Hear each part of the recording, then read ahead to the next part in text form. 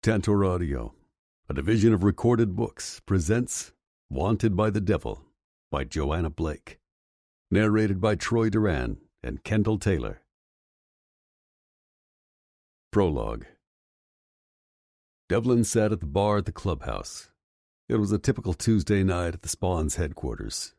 As usual, there were a couple of sweet butts giving him the eye. He pulled on his beer. He wasn't taking them up on their unspoken offer tonight.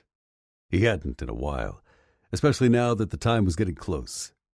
The girls were accommodating, to be sure, especially to the MC Club president. He knew it didn't hurt that he was tall and muscular with boyish good looks. Fuck, man. He was beating women off with a stick on a daily basis. Had been for years. He ignored them for the most part, only giving them the nod when he was pent up. And it had been months now. He'd just come from the diner. He was always riled up when he came from there. He was horny as hell. Because of her. Kaylee, the sweet little waitress who worked at May's. He went in at least twice a week. And twice a week he came out frustrated. It was getting worse, too, the older she got. The girl was ripe for the plucking. Almost. He'd been waiting almost 2 years already, waiting for her to grow up. She was 18 now, at least, but still in high school. There was no way he could approach her, not if he wanted something that could last. Damn if he didn't already think of her as his old lady. So he couldn't touch her. Not yet. He eyed the girls preening for his benefit nearby. There were two, a blonde and a brunette. There was no way in hell he was touching the club skanks. He was about to send them away when he saw trouble walk in. It was his ex, Danny. She was always creating some sort of drama. He cursed under his breath and called Donnie over from behind the bar. "Hey, man, what's up?" Dev jerked his head toward the door. "Oh, shit. Her again. Want me to get rid of her?" Dev just shook his head. As family of a club member, she had a right to be there, within limits. And Danny was always testing limits. "Give me a shot. I'm going to make a point." "You taking what they're offering?" "No, but Danny doesn't need to know that." He gave the signal to the two sweet butts, and they came over to him, each sliding an arm around his shoulders. He tossed back the shot and glanced over his shoulder at Danny. She was scowling, not liking seeing him with two girls. Hell, she didn't seem to like seeing him with anyone. That was her problem. They had dated so long ago and only for a couple of months. She was a nice enough-looking woman, but he had only kept it going out of respect for her sister's husband, Bruce. He was a good guy and a rock-solid club member. Dev had already nailed her when he'd realized she wasn't just a hanger-on. He'd had to pay her the proper respect. But that's the only reason he didn't treat her like a club skank. God knows she acted like one. One of the girls whispered in his ear, asking him if he wanted to do them together. He nodded, deciding to play along until they were in private. He would tell them to take a hike soon. As long as Danny thought he was otherwise occupied, she would leave. He could use some peace and quiet anyway.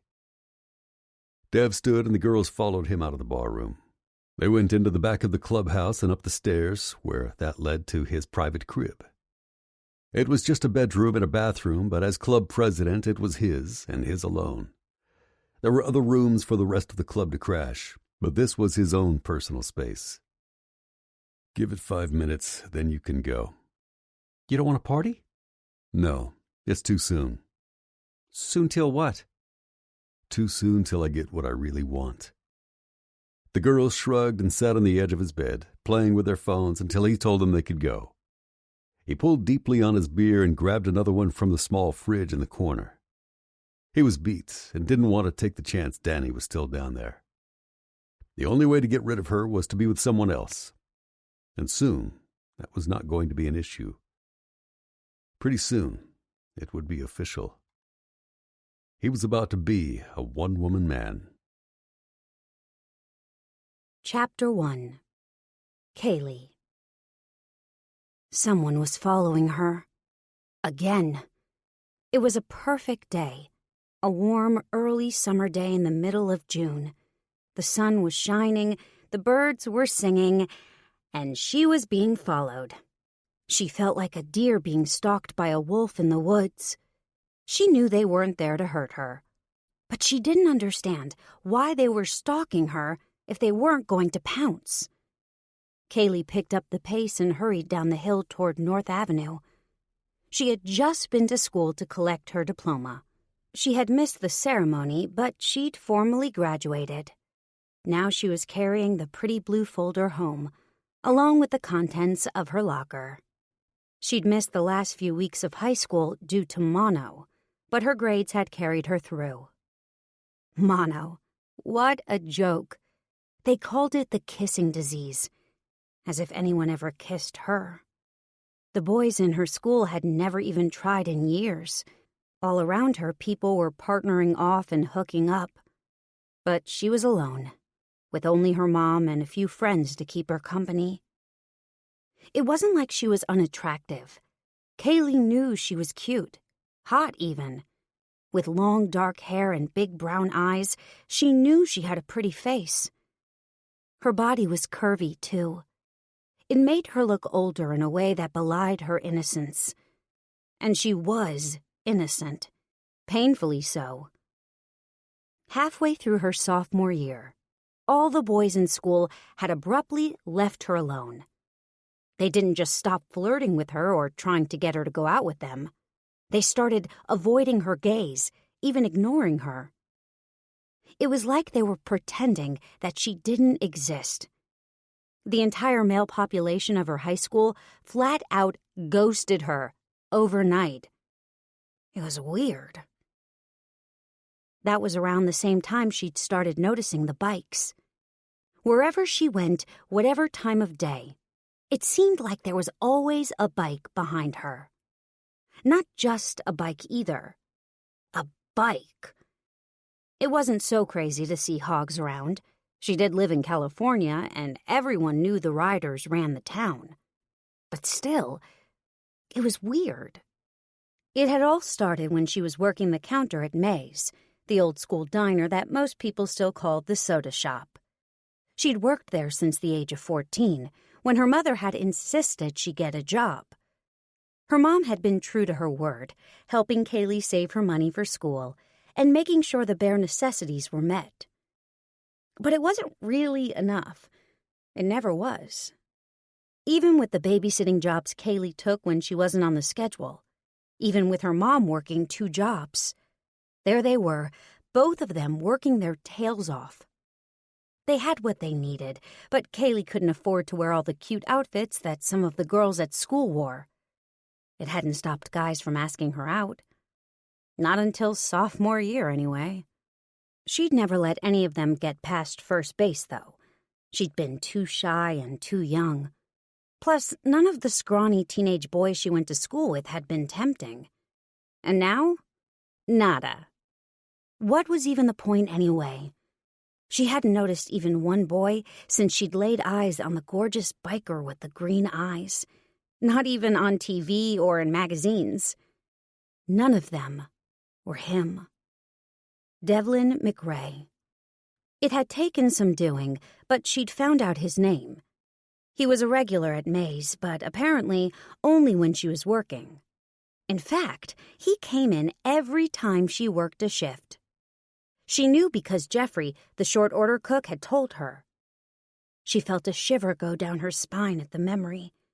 The moment she'd realized he was coming to see her.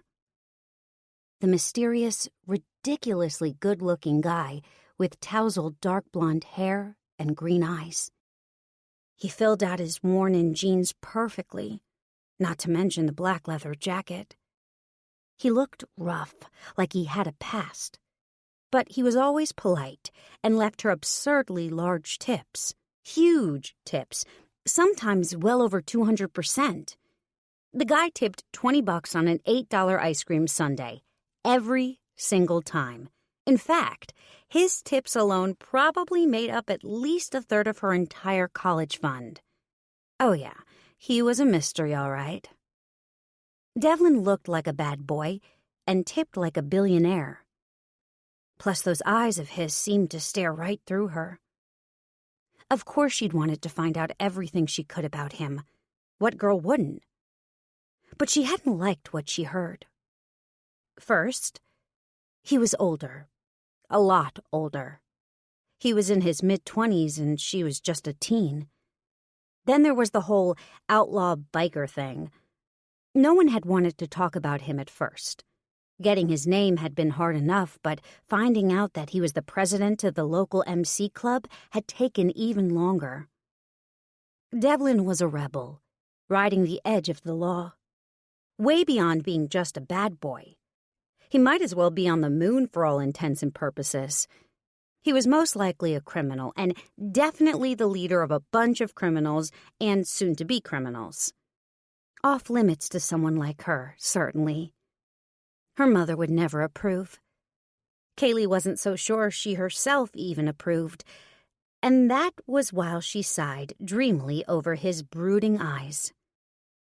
Devlin was dangerous, but oh, so tempting.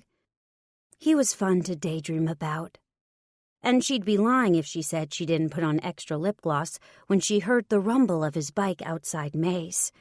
Right after she first waited on Devlin was when she started noticing the bikes. It never felt threatening. It always felt more like they were escorting her. Not that that made a lot of sense either. They didn't stare or catcall. One guy with long curly hair nodded at her now and then. That was it. They were just there. She turned around and saw the dark-haired guy who was often behind her. As soon as she turned the corner to her block, he was gone. Well, not gone, but waiting politely around the corner. Kaylee lived on a cul-de-sac, so it's not like she could get past him. Not unless someone hit her in the trunk of their car. She almost laughed. The whole situation was bizarre. It's not like she could call the cops on them. Yeah, officer, there's this guy. Well, it's not always the same guy, but anyway, it seems like there's always a biker half a block behind me. No, they don't actually do anything. Yeah, that would go over great. And for some reason, she didn't want to get her escort in trouble. She wasn't sure she even wanted to call the cops. Not if the crazy thought she'd been having was true. The crazy thought she hadn't even admitted to herself or the two girlfriends who had noticed the bike. The crazy idea that just felt like it must be true. In her deepest heart, she knew she was right. That they were keeping an eye on her. Because Devlin told them to. Not that he'd ever asked her out or said anything remotely flirtatious to her. But the way he looked at her whenever he came into May's. She'd caught him watching her a few times and had eventually learned not to flinch from the heat coming off the man. He was smoldering. For her. Kaylee ran to her house and got dressed for work. She had a shift tonight, and as usual, they needed the money. Especially now. She was attending state school starting in the fall. She could commute from here, but ideally she'd be able to get an apartment on her own closer to campus. School itself was expensive. Never mind books and bus fare back and forth every day. Besides, once school started, she wouldn't be able to work as many shifts at May's. She knew she'd miss it. Mostly because of May, of course. But if she was honest with herself, she'd mostly miss bumping into him. I wonder if they'll follow me onto campus. She giggled at the thought of bikers sneaking into her lecture hall and slipped into her pink rayon uniform. May's was old school. She didn't mind, though. The retro waitress uniform did look pretty cute on her. She pulled her hair into a high ponytail and smiled. At least she knew she'd get to see him tonight. Chapter 2. Kaylee. She poured another cup of coffee for the trucker at the end of the counter. It was already past the end of her shift, nearly 11 o'clock. The whole place would be shut down already if they didn't have one last customer. Charlie, one of the line cooks, was already shut down for the night and only waiting for her out of courtesy. Kaylee sighed and leaned her face in the palm of her hand. She thought about drinking some coffee herself, but she knew she'd be up half the night if she did. She nursed the chocolate milkshake she'd made for herself earlier instead. Everything was already wiped down. She was tired. She wanted to go home. Finally, the trucker got up and left, putting a few bucks on the counter. Kaylee put the money into the register, pocketed the tip, 45 cents, and ran a rag over the spot where the coffee cup had been. Charlie had already put the cup and saucer in the dishwasher, so they were out of there in 2 minutes flat. She waved goodbye to Charlie and stepped onto the sidewalk, pulling her old woolly cardigan in the front to keep warm. It might be June, but it still got cold at night sometimes. It was eerily quiet, too, making her look around for her usual motorcycle escort. They were nowhere to be seen at the moment. She sighed and stepped out onto the sidewalk, turning the corner off the main road. "Need a ride?" Kaylee stopped dead in her tracks. Leaning against his bike was a very handsome, very clean-shaven, very wrapped in leather and tight jeans Devlin McRae. Had he been waiting for her since he left a half-hour ago?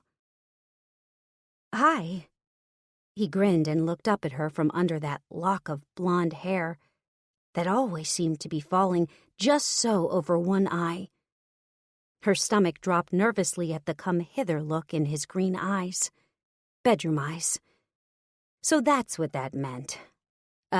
Yeah, the guy looked like he'd invented the phrase. He had definitely been waiting for her. "Hi."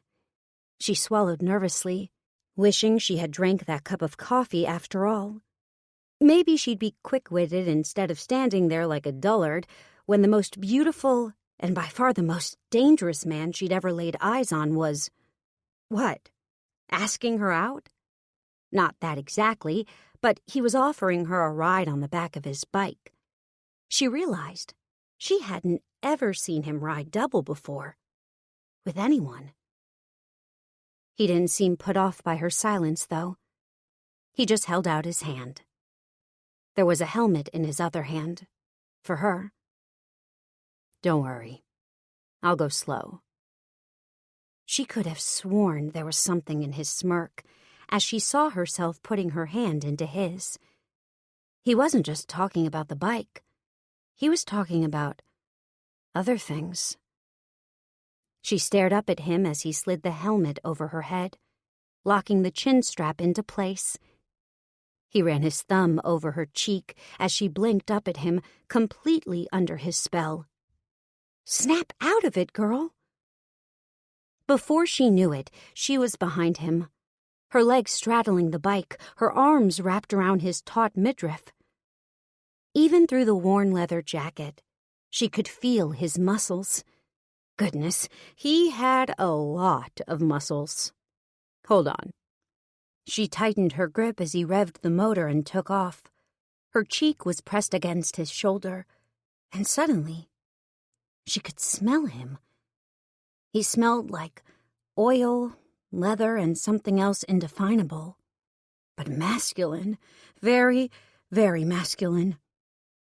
The rumbling of the bike underneath her felt odd, making her feel all tingly inside. This was really happening. She was letting Devlin ride her home. Had she been cold before? Because suddenly she was burning up. Chapter 3. Devlin. He rode slower than usual, keeping a tight rein on his instincts. He wanted to go fast, to ride Kaylee all the way to his house and tear her clothes off. But she was a good girl, too good for him to hump like a dog, even if that's exactly what he wanted to do. Kaylee was too precious for that. He was going to take what he wanted, of course, but he was going to do it the right way, nice and slow, even if it made his dick ache and his balls turn blue. She was worth it. He grinned as he took a sharp corner. He felt her hands on his waist. He had planned on taking her straight home, starting his courtship tomorrow. And this was a courtship. There was no doubt about it. But now that she was on the back of his bike, he couldn't resist taking the scenic route. Hell, any place Kaylee went was scenic. The girl was just that beautiful. Her sweet thighs were wrapped around his hips, her gorgeous face inches behind him. He could feel her luscious curves pressed into his back. Curves no one had touched. He decided he had to have a little taste. Not enough to scare her, just enough to keep him sane until he saw her again. And he knew just the spot to take her to. Chapter 4. Kaylee. They rode around the outskirts of town before he headed back toward her house. He was clearly taking the long way. She was glad. It gave her time to calm her heart and try and think of something clever to say. He pulled over a few blocks from home and turned his head, lifting his voice over the roar of the engine. "Do you need to go right in?" She shook her head no, even though she knew her mother would worry if she took too long. Even though she had no idea what Devlin wanted, or anything about him, really. That wasn't exactly true, though, was it? She didn't know about him. She knew he wanted her, and she knew he was protective and tough. But he was always sweet to her. That's all that mattered, right? Besides, nothing on God's green earth would keep her from going with him tonight. He picked up speed as he turned up the mountain road. He was taking her to the overlook. He must be. That was the only thing up there. Lover's Lane. Her heart was thudding in her chest as they climbed the sharp curves that led to the infamous makeout spot. He took the steep road with ease and confidence. She felt completely safe on the back of his bike. What she was worried about was what would happen when they stopped. Would he kiss her? Would he want more? It was obvious he liked her. At this point, there was no point in lying to herself about that. She liked him too. No, she wanted him. She had for a long time. And she barely even knew what that meant. Calling her inexperienced was an understatement. Now that she had him, she had no idea what to do with him. They pulled into the clearing. He was helping her off the bike before she knew it. She tried to slow her heart, but it beat wildly in her chest. There was a knowing look in his eyes when he took off her helmet. He could probably see her blushing, but no, it was dark here. The thought gave her a small measure of comfort. He took her hand and led her over to the rocks overlooking the valley. Kaylee watched nervously as he put his jacket onto a flat rock and guided her onto it. He sat beside her and stared out at the view. She decided to do the same thing and caught her breath in wonder. She blinked, surprised by the view. It was incredible. You could see 2 counties from up here. It's beautiful. He looked at her with a hint of surprise. You haven't been up here before? She shook her head shyly. No. I mean, not at night. That made him grin for some reason, which only made her cheeks even warmer. Oh, of course, he could probably tell how ignorant she was about, well, everything. She felt ridiculous sitting beside the sexiest man in town, the biker and the nun. She realized she was sitting on her hands and yanked them up and into her lap. He put his arm around her and pulled her against his side. And then, nothing. He just sat there. He was wearing fingerless gloves that scratched her skin when he started to stroke her arm. Her sweater had slid off her shoulder, and he was petting her bare skin like a cat. Oh, tingles shot through her body from the place where his fingertips brushed her, making lazy circles. With a shock, she realized her nipples were getting hard, and a warm feeling was growing between her legs. The feeling was unfamiliar, but she knew instinctively what it was. It was desire. She wanted him, and not in an abstract way. In a real woman and man kind of way. He pulled her in for a kiss, somehow sensing the exact moment that the tides had tipped in his favor. The urge to be close to him was finally overwhelming her nerves. Her lips parted slightly under the pressure of his. He had surprisingly soft lips for a man. Not that she'd ever kissed a man before. A boy, yes, but this was a different matter entirely. She was kissing Devlin McRae. And the devil knew how to kiss. Chapter 5. Devlin.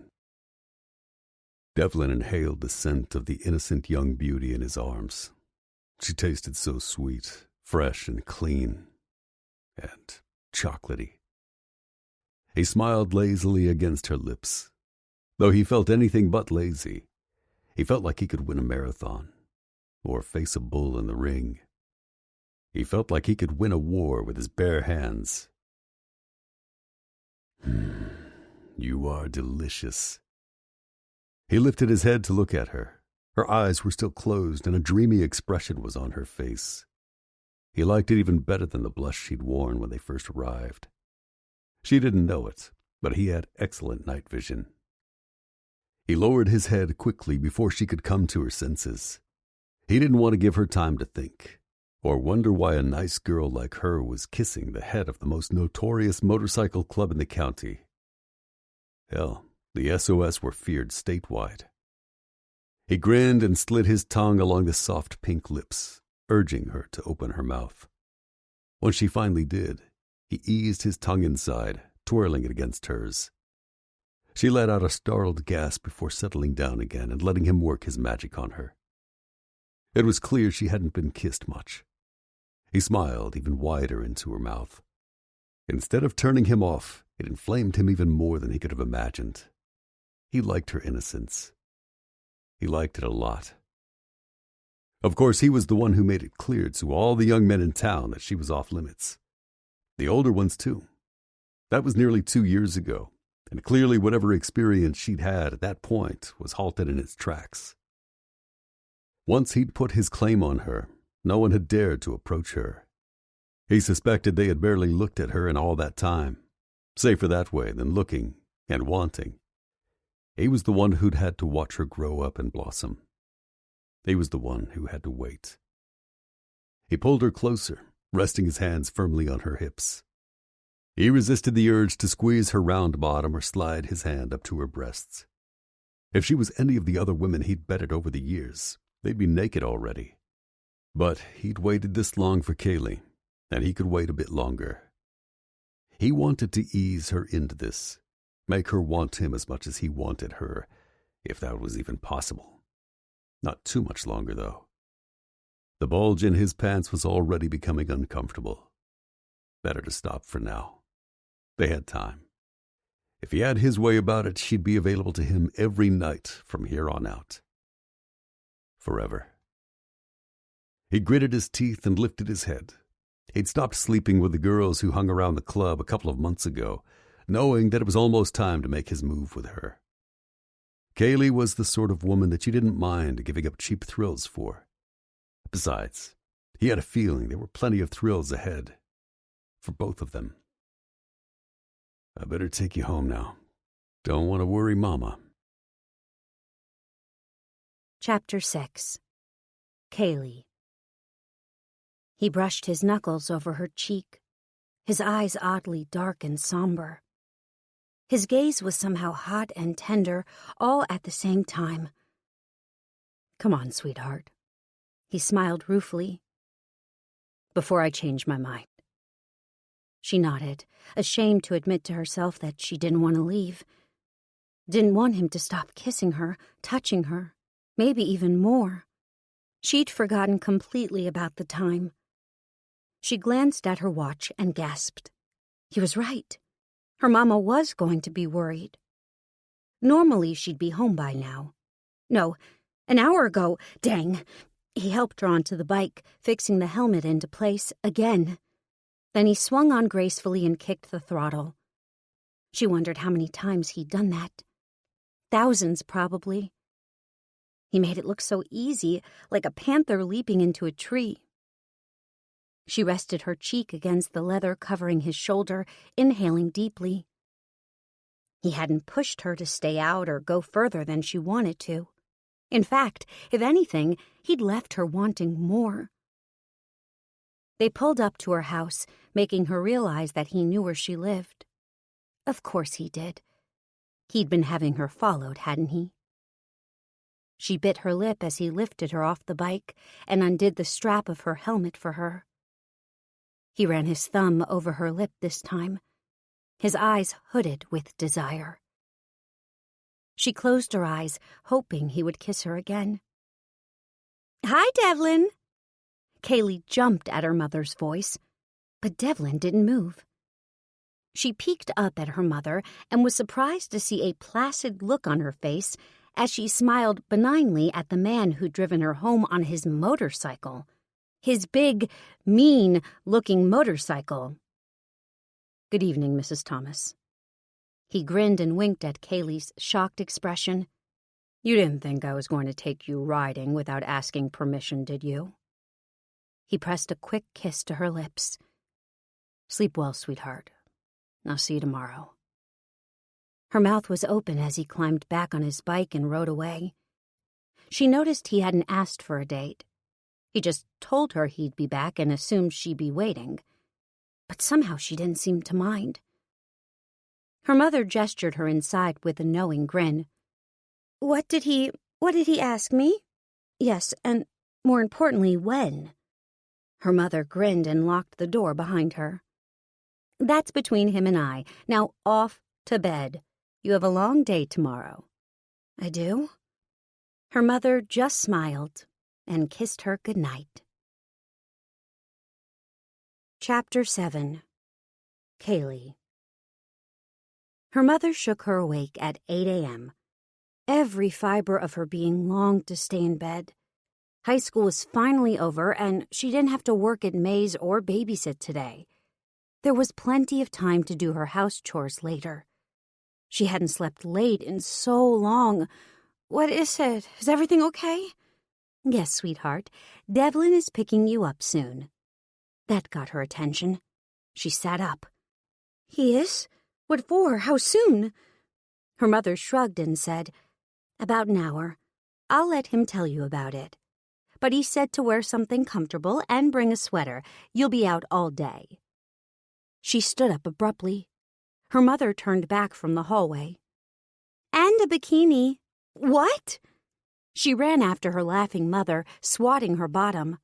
Why did her mother know more about she didn't know what to call Devlin. Not yet, anyway. But why did her mother get to know more than she did? She grinned suddenly, realizing he must have arranged all of this yesterday, or even earlier. Asking her mother for permission was sweet. She felt warm inside at the thought. It had been just the two of them for so long, ever since her father had passed away. Having someone else looking out for her was nice. She was afraid to think about anything past that, or put too much importance on his actions. Who knew what his intentions were really? But he was making her wonder if he was after more than just a summer fling. She ran into the bathroom and took a shower, giddy with excitement. She took extra time shaving and then blew out her hair. Then she slipped into her bikini and pulled on a pair of cut-off jean shorts and a pretty top. She debated about what to do with her hair and decided to leave it down, but to bring a clip so she could pull it back later. It would just get flattened by the helmet anyway. She stuffed a sweater, sunblock, and lip gloss into a bag, and was chugging a glass of orange juice when she heard the bike outside. Butterflies erupted in her tummy, making her feel like they were doing somersaults inside her. He was here. Chapter 8. Devlin. Devlin rode through the warm June morning toward Kaylee's house. There was a grin on his face, and nothing could make it budge. Today he was picking up his woman. He was pleased, despite everything that had gone down last night. A real shit show, and one that had him questioning who managed what. He took his responsibilities seriously. The MC was his family, and he was the patriarch. But last night he'd had to be hard on them. He didn't enjoy it, but it had to be done. Big Bad Daddy was in full effect. The club was considering taking on new members and had hazed a few new prospects from the group last night. Things had gotten a little out of hand with one of the young guys, and now they had a prospect in the hospital with third-degree burns. Dave Fahey had been drinking heavily and dared the foolish kid to shoot flaming liquor out of his mouth. The kid would be all right. He'd even earned the club's respect by not screaming like a woman. He would be forever known as Whiskey Beard. Dev hated stuff like that, though. It wasn't what the club was about. Sure, getting hammered was a rite of passage for the guys, but not every night.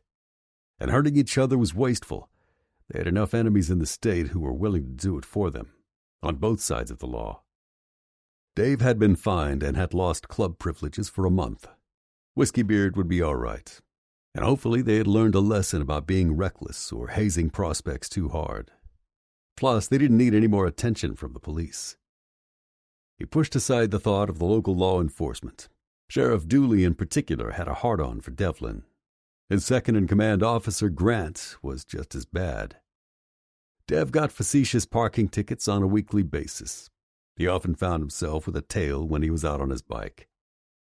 It had forced him to slow down his breakneck pace considerably, and riding fast and loose was in his blood. The cops riding him was cramping his style, big time. But nothing was going to ruin today.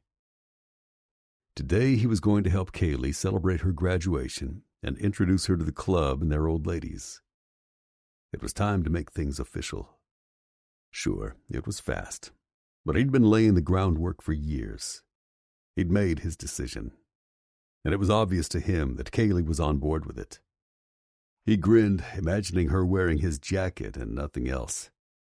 Her hot little body had felt so good pressed against him last night, all warmth and sweet innocence. Well, not for long. He wasn't a man used to denying himself. Definitely not when it came to women. This was not going to be easy. Then again, nothing worth doing ever was. He pulled up to her house and parked his bike. Before he could even climb out, she was coming out the door looking like sunshine and promises. He felt an odd feeling in the pit of his stomach as she came toward him in a pair of cut-off jean shorts and a pretty floral blouse. When she got closer, he saw the strap of a bikini top peeking out from around her neck. It was yellow and white gingham. Damn, but she looked fine. He had the sudden feeling that he might be the one who was out of his depth, not the innocent 18-year-old virgin walking toward him. She moved so gracefully, her sweet little body swaying in an unconsciously seductive way. He swallowed, his mouth suddenly feeling dry. She stared up at him trustingly with her big brown eyes while he fitted her helmet over her soft brown waves. He couldn't help but brush his hand over the softness of her cheek before helping her onto the bike and climbing on in front of her. He lifted his hand, waving to the woman watching them from the stoop. It was a good thing he'd been working on Mrs. Thomas for a few years now. He'd made sure the woman hadn't lifted a bag of groceries from the first day he'd noticed her daughter. She was a smart woman. She knew it wasn't a bad thing to be connected to the club in this town. She'd never have to deal with a flat tire or a bothersome neighbor. They'd take care of everything for her. He grinned to himself as he pulled away from the curb. Kaylee's arm snaked around toward his stomach, sending a jolt of arousal straight through him. It wasn't a bad exchange at all. He was definitely the one who got the better side of the bargain. Chapter 9. Kaylee. Well, this was an adventure. Devlin hadn't told her where they were going, and she hadn't asked. It only occurred to her how odd that was after they'd been riding for a half hour. She'd been too absorbed by the sensation of the bike, the scenery, and him. She decided that it didn't really matter anyway. If he wanted to surprise her, she'd let him. Even if she wanted to ask him, it would have to wait until he pulled over. There was no way he would hear her over the rumble of the bike. It was the sort of thing that should make her hate traveling this way, clinging to him with zero control over where they were going, how far or how fast. But she didn't hate it at all. She loved it. It surprised her how much she loved it. The speed, the smell, the incredible thrill of it all. Riding was dangerous as the man her arms were wrapped around right now. But most of all, she loved that she wasn't riding alone. They were together, fused into one. She trusted him implicitly. She was going on pure instinct alone. Maybe it was foolish, but it was true. They'd left town far behind already and were heading through endless fields of corn and other crops. She felt her curiosity rise again. There was nothing out this way, unless he planned on taking her over the state line. What on earth was he up to? It was another 10 minutes or so before she realized where they were going. It all clicked into place. The only place people went during the summer. The lake.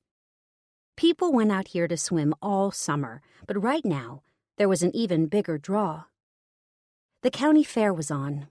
It had been years since she'd been. It was an hour away, and her mother didn't have the time or money to travel for frivolous reasons.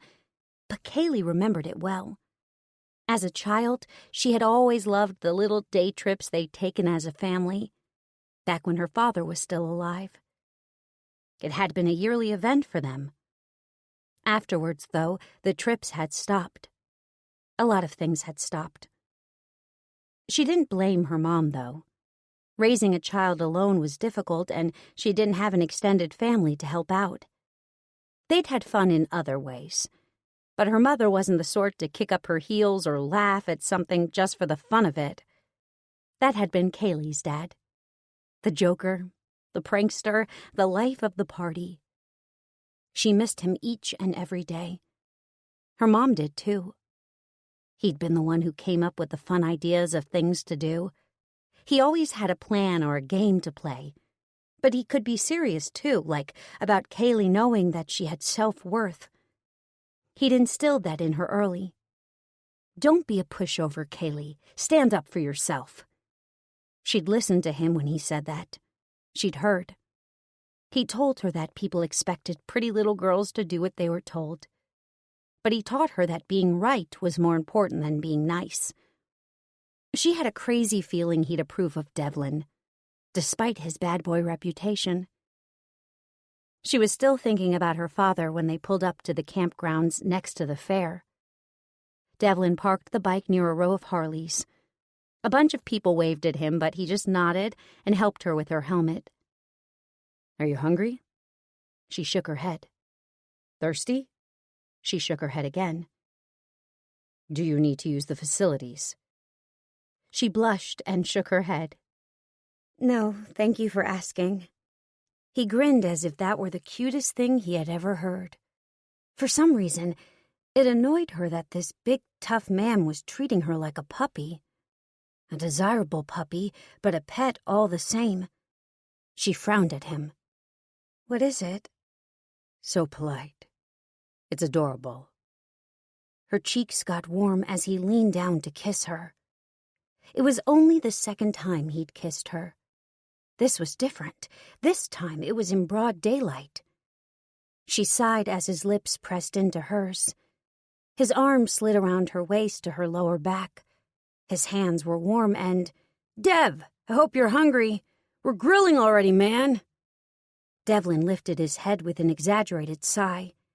Kaylee giggled at the despondent look on his face. He winked at her and smiled. It was like she knew exactly what he was thinking, and he knew that she got him. She'd never had that before, except maybe with family or her very best friend, but this was different. This was knowing someone, but on steroids. He threw his arm over her shoulder and walked toward the group of bikers. One of them, a biker with flaming red hair, let out a low whistle at the sight of Kaylee. "Is she new?" One of the other bikers, the one with curly hair who often trailed her, elbowed him in the side, hard. It looked like it hurt. In fact, the Carrot Top let out a low hiss of pain. Devlin walked past them, ignoring them completely. "Ow, man, what the fuck? I was just saying I'd be down for sloppy seconds." "Not this one, just shut up." Kaylee wasn't sure what she'd just overheard. Were they talking about her? The dark-haired biker was the one who usually tailed her, so she knew he was looking out for her. He nodded at her questioning look, but that was all. Devlin didn't seem too concerned as they walked down a short slope to a flat barbecue area near the lake with about 20 picnic tables. It was meant for families, but it was completely overrun with bikers. Then again, Kaylee saw a few kids running around there too. Bikers had families too. She grinned a little bit at the incongruous sight of a huge tattooed man in leather lifting a little girl in a tutu and fairy costume onto his shoulders. As soon as the man saw her with Devlin, he walked over and welcomed them. In fact, it seemed like everyone started to come over. They were swarmed in minutes as people approached to give Devlin their respects. It was more than obvious that he was well-loved and in charge, even of bikers twice his age. "This must be Kaylee. I'm Bob, and this is Sally. Congrats on graduating, honey." The big man held out a beefy hand. Kaylee shook it shyly before reaching up and shaking the adorable little girl's hand, making her giggle. "Nice to meet you, Kaylee." Kaylee blinked in surprise. The little girl on his shoulders even knew who Kaylee was. She even said it right, doing her best to slowly pronounce the name. He told them about her. When? People waited politely to meet her and to bring Devlin and her drinks and food. She sipped a cold beer as she watched the bikers pull glass beer bottles from a row of stocked coolers, right underneath a sign that said, "No glass containers." She had to laugh. The MC certainly did not follow the park's rules, but they were extremely polite as they came up and introduced themselves one by one. It was almost an hour later when she finally met the biker with long curly hair, Jack. He was Devlin's second in command. Then there was Donahue, a.k.a. Donnie, who was always trailing Jack. She met Mike, one of the young prospects who she recognized from high school, and too many other names to remember. She hoped she'd get the hang of it eventually. In the midst of the introductions, Kaylee noticed that at least a few people were less than enthusiastic about Devlin's arrival with her. Two women stood off to the side. Both were blonde and attractive. One of the women was in her mid-30s, but the other one looked only a couple of years older than Kaylee. Long blonde hair, peachy skin, and a body that looked like she could moonlight as a swimsuit model. She would have been stunning if not for the pinched look on her face. The realization hit her like a ton of bricks. Oh, she was jealous. Kaylee wondered if the girl had been Devlin's girlfriend before her. Maybe he ran through girls like tissue paper. He could have any girl who laid eyes on him, never mind girls who liked the thrill of danger. There was a very good chance Kaylee was being taken advantage of. The thought washed over her, making her feel small and stupid. As reassuring as Devlin's arm around her was, she couldn't stop her mind from working in overdrive. She felt herself getting quiet, letting the conversations around her wash over her like water. "Let's take a walk." She looked up and shrugged. She didn't know how to explain her feelings to him. He would probably think she was foolish. But she had no reason to protest, as Devlin pulled her out of the crowd to a path that circled the lake. "Okay, what's bothering you?" He didn't sound mad, she realized thankfully, but he was throwing her off balance. He really did not beat around the bush, did he? Well, she didn't either. "I'm not sure what I'm doing here." "You're going for a walk. After that, you are going to a barbecue, and after that, you are going to a carnival." She stopped walking and gave him an exasperated look. He just grinned at her. The man was far too pleased with himself. Yes, but why? Because you graduated. But why am I here with you? He gave her a knowing look and leaned back against a tree, crossing his arms. Her breath caught at the warm look in his eyes. Don't tell me you don't know. I'm not being coy, Devlin. I know you like me, I just don't know how many other girls get the royal treatment. There was a blonde back there giving me evil looks. I don't want to step on someone else's territory. He laughed. You are definitely not coy. Yes, I like you, if you want to call it that. No, there aren't any other girls, and no one has ever gotten the royal treatment before you. Ever. She narrowed her eyes at him, undecided. Come here, Kaylee. She stayed where she was, lifting her chin. He laughed again and was on her in a second, lifting her up and over his shoulder like she weighed less than a doll. She let out a squeal, but that didn't deter him. He carried her back to the tree and leaned her against the rough bark. Then he leaned over her, boxing her in with his arms.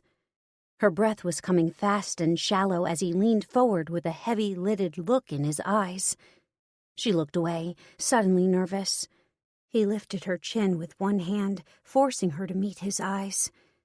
What she saw there took her breath away. He wanted her.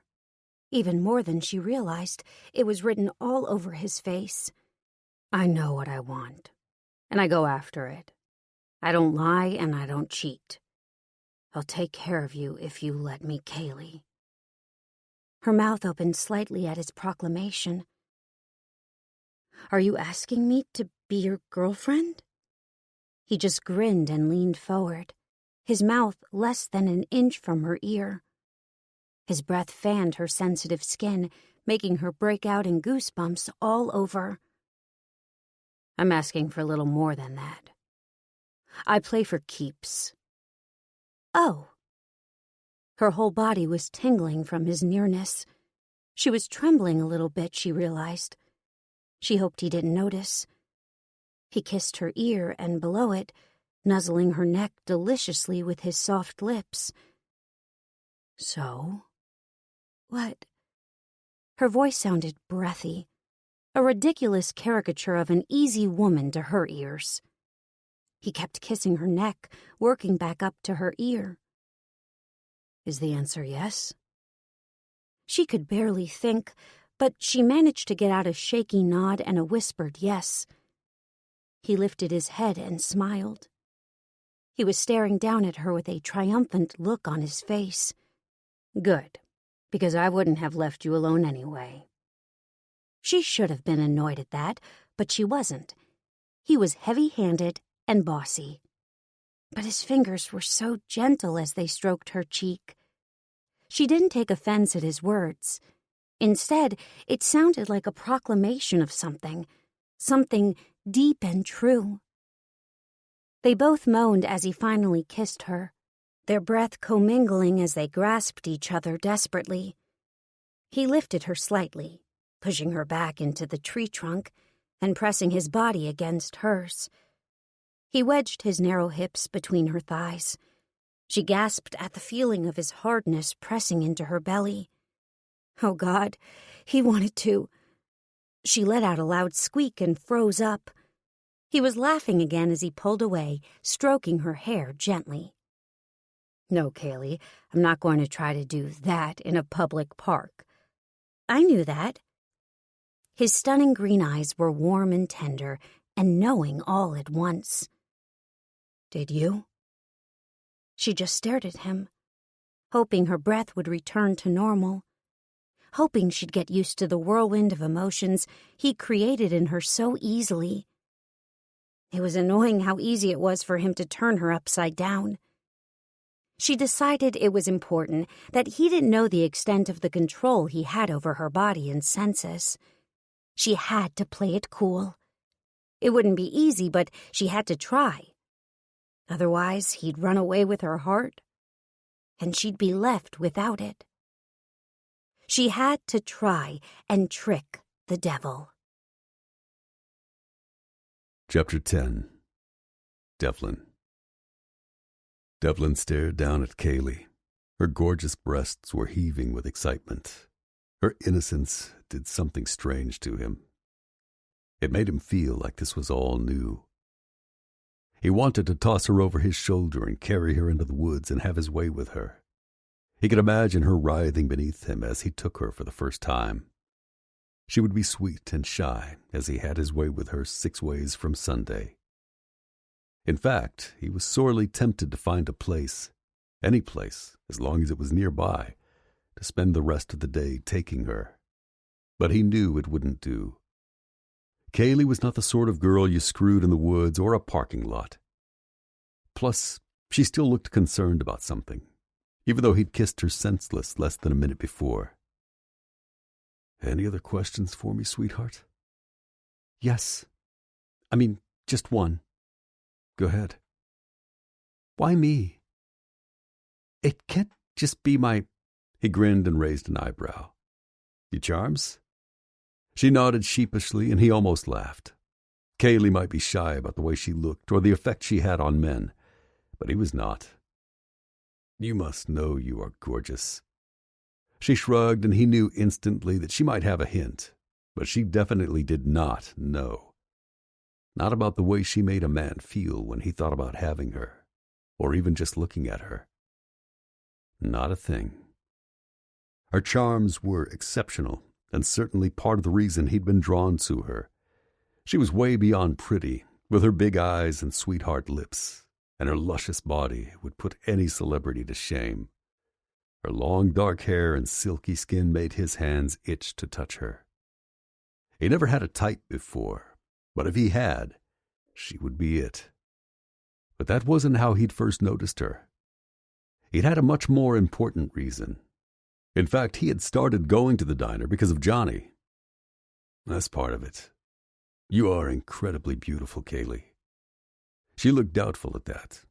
He tried not to laugh again. His girl was sheer perfection.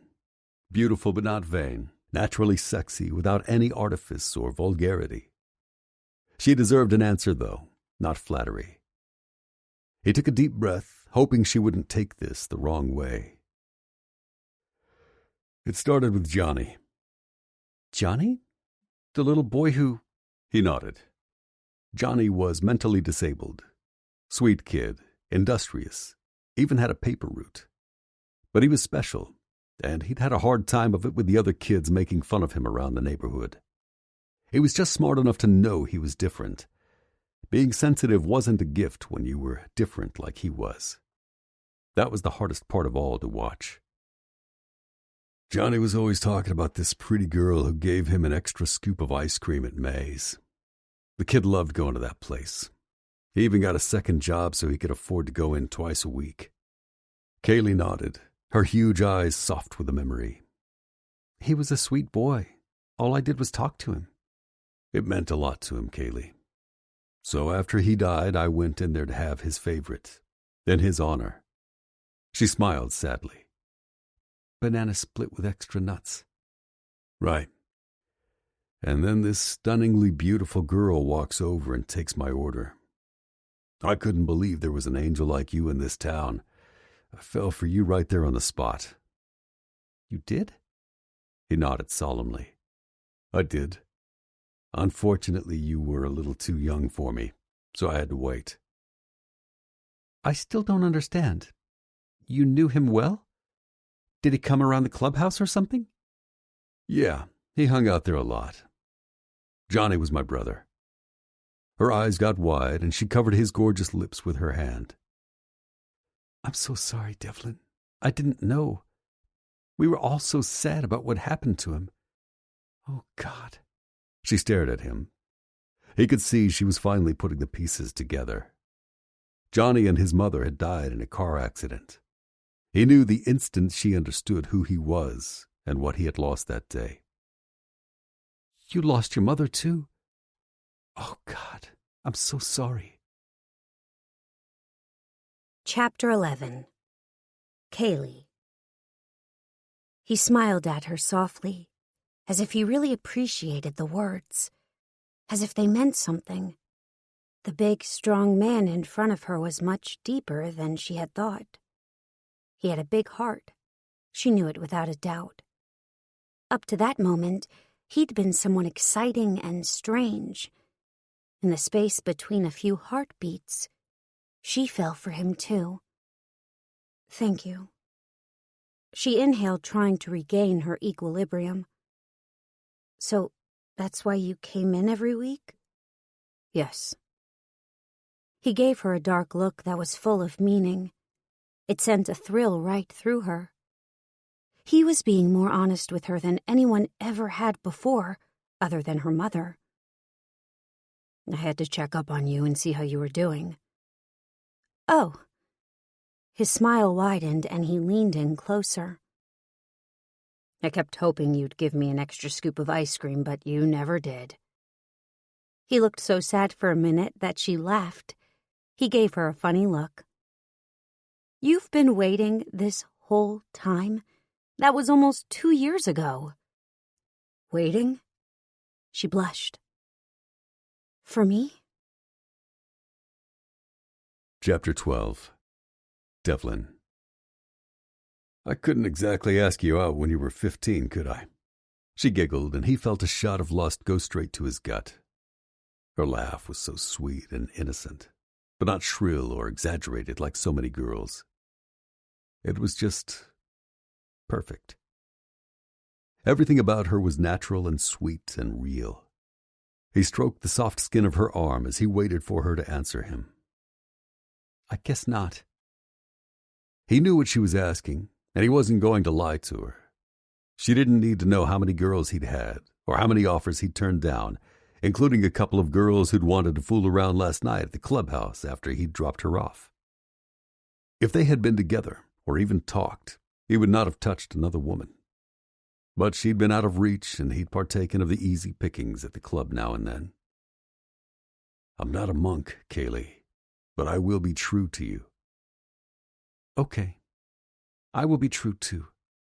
He laughed, and she slapped his shoulder. What's so funny? I know you'll be true to me. You do? Yes. I trust you, but that's not why. Why then? Nobody would try it, sweetheart, no matter how much they wanted to. She blushed, clearly understanding what he was saying to her.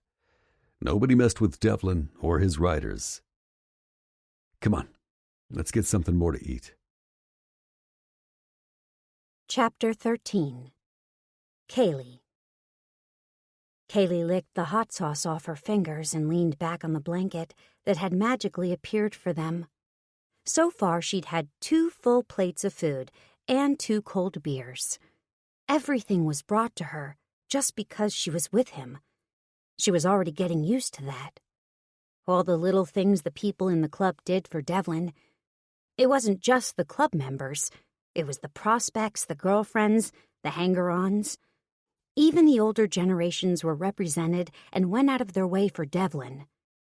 It was funny, but it really was a family picnic. Just a family picnic with a lot of leather and tats. And the tough-looking guys and their wives and children, every single one of them looked up to him. The tough but tender, incredibly handsome man beside her. Devlin was stretched out next to her, nursing his beer. His thigh brushed hers, and he managed to touch her casually from time to time, without it seeming like a big deal. Everything felt natural with him, which was strange considering she'd never even come close to having a boyfriend before. It was crazy to think of him that way, but she knew he'd meant what he said. He was playing for keeps. Devlin had been sipping the same bottle for at least an hour. She knew it was for her benefit. He wouldn't drink and drive with her on the back of his bike. Things were definitely going better since their talk. She didn't feel self-conscious anymore. Kaylee was finally relaxing and just enjoying herself. He was making it easy. She hadn't seen the blonde girl she'd been worried about anywhere either. Maybe she had been imagining the girl's animosity. She was probably just a hanger-on after all. There were a lot of sexy-looking girls hanging around who didn't seem to be attached to anyone. A few were oiling themselves up and laying out in the sun, but it was obviously just a ploy to get one of the guys to notice them. It probably worked with most of the guys. They were putting on quite a display with their arched backs and high-heeled sandals. Devlin never looked once, though. He had eyes only for Kaylee. He was a gentleman underneath all that leather. She giggled a little, feeling a bit of a buzz. A gentleman in leather. Yep, that was him. Kaylee smiled to herself and slid her eyes to the biker sprawled out beside her. She couldn't help wondering how Devlin would react to seeing her in her bikini. She'd been worried about wearing it just a few hours before. It was a little small on her. After all, the last time she'd had need of a bikini, she'd been 15 years old, not 18. But the lake looked inviting, and it would be interesting to see if Devlin liked what he saw. The beer must have been making her brazen, because she lost all her qualms about being undressed in public. Maybe it was different because Devlin was here with her. Come on, girl, have some fun. It's now or never. Might as well go for it before she lost her nerve. She pulled her top off over her head in a fluid motion and stood. What are you? Devlin was staring at her with alarm. He looked shocked as he tried to meet her eyes. She could tell he wanted to look elsewhere. She cocked her head at him, putting her hand on her hip. Swimming, silly. Don't you want to come? She shimmied her cut-off shorts down her legs and smiled over her shoulder at him. The poor man looked thunderstruck as he took in her curves. His beer was tilted sideways as he stared at her long, tanned legs. Kaylee laughed and ran towards the water. She'd never seen him looking anything but self-assured. She doubted anyone ever had. He was the heir to the throne, after all. He'd been born and bred to lead. He'd been the president since coming of age 5 years ago. Everyone knew that. She ran into the water and dove in, ignoring the hooting and hollering all around her. The attention made her blush a bit, but it was all good-natured and fun. No one said anything crass, they just cheered her on as she jumped into the lake. She came up gasping for air from the sudden chill. The water was way colder than she'd expected it to be. All of a sudden, she felt arms close around her and turned, sputtering with indignation. Devlin smiled down at her, his wet hair curling over his forehead. What are you... You didn't think I was going to let you go in by yourself looking like that, did you? She smiled at him. A lot of the girls are wearing bathing suits. He smiled and lifted her up before tossing her into the water a few feet away. She grabbed his ankle playfully under the water until he yanked her up into his arms again. Yeah, but not one of them looks even half as good as you do. Jesus, woman. Do you want to start a riot? She smiled at him playfully, poking his heavily tattooed chest. You're the one who told me to wear a bikini. I'm a genius. Well, you are smarter than you look. He growled at her as she pushed off and swam deeper from the shore.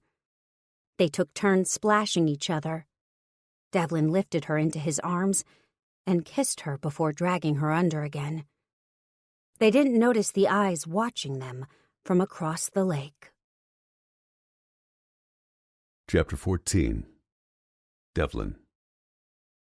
Devlin was letting himself be led around the state fair like a dog on a leash, but he didn't care. Kaylee's enthusiasm for the carnival was contagious. He realized he'd been smiling nonstop while his woman dragged him onto various rides and fed him little bits of cotton candy.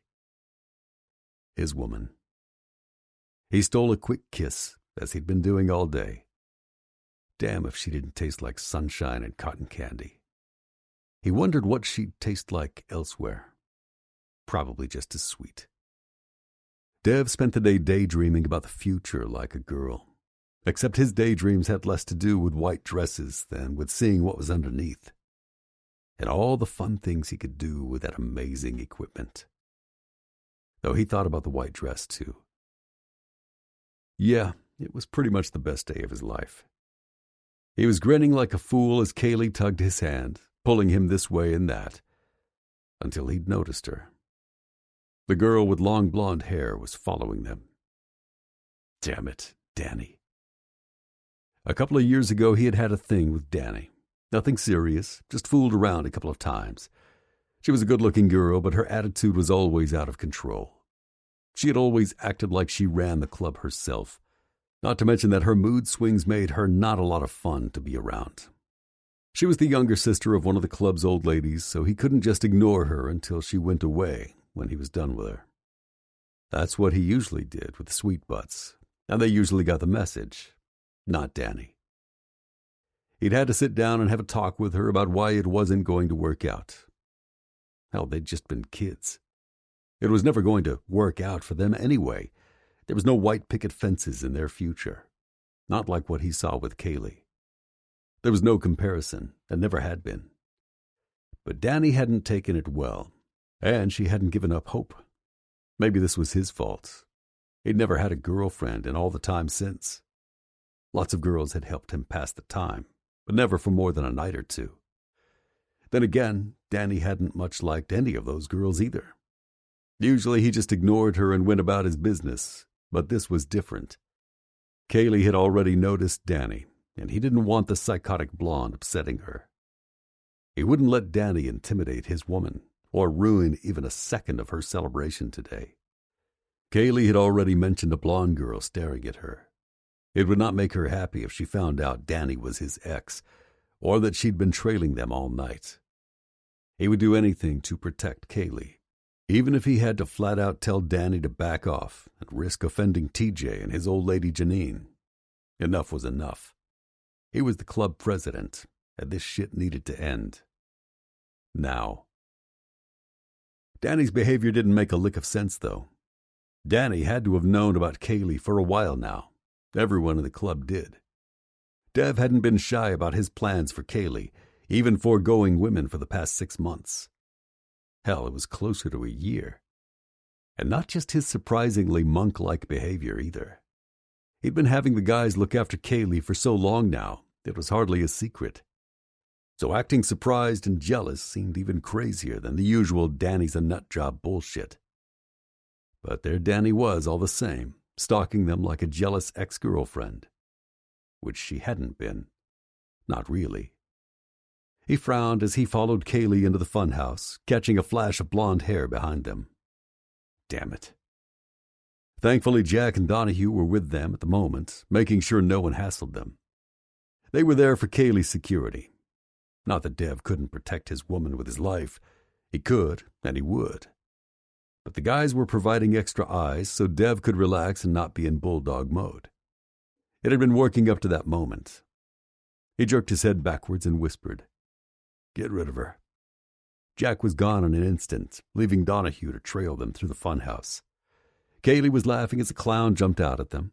He slipped his arm around her and used the scare as an opportunity to kiss her neck. She smelled so good.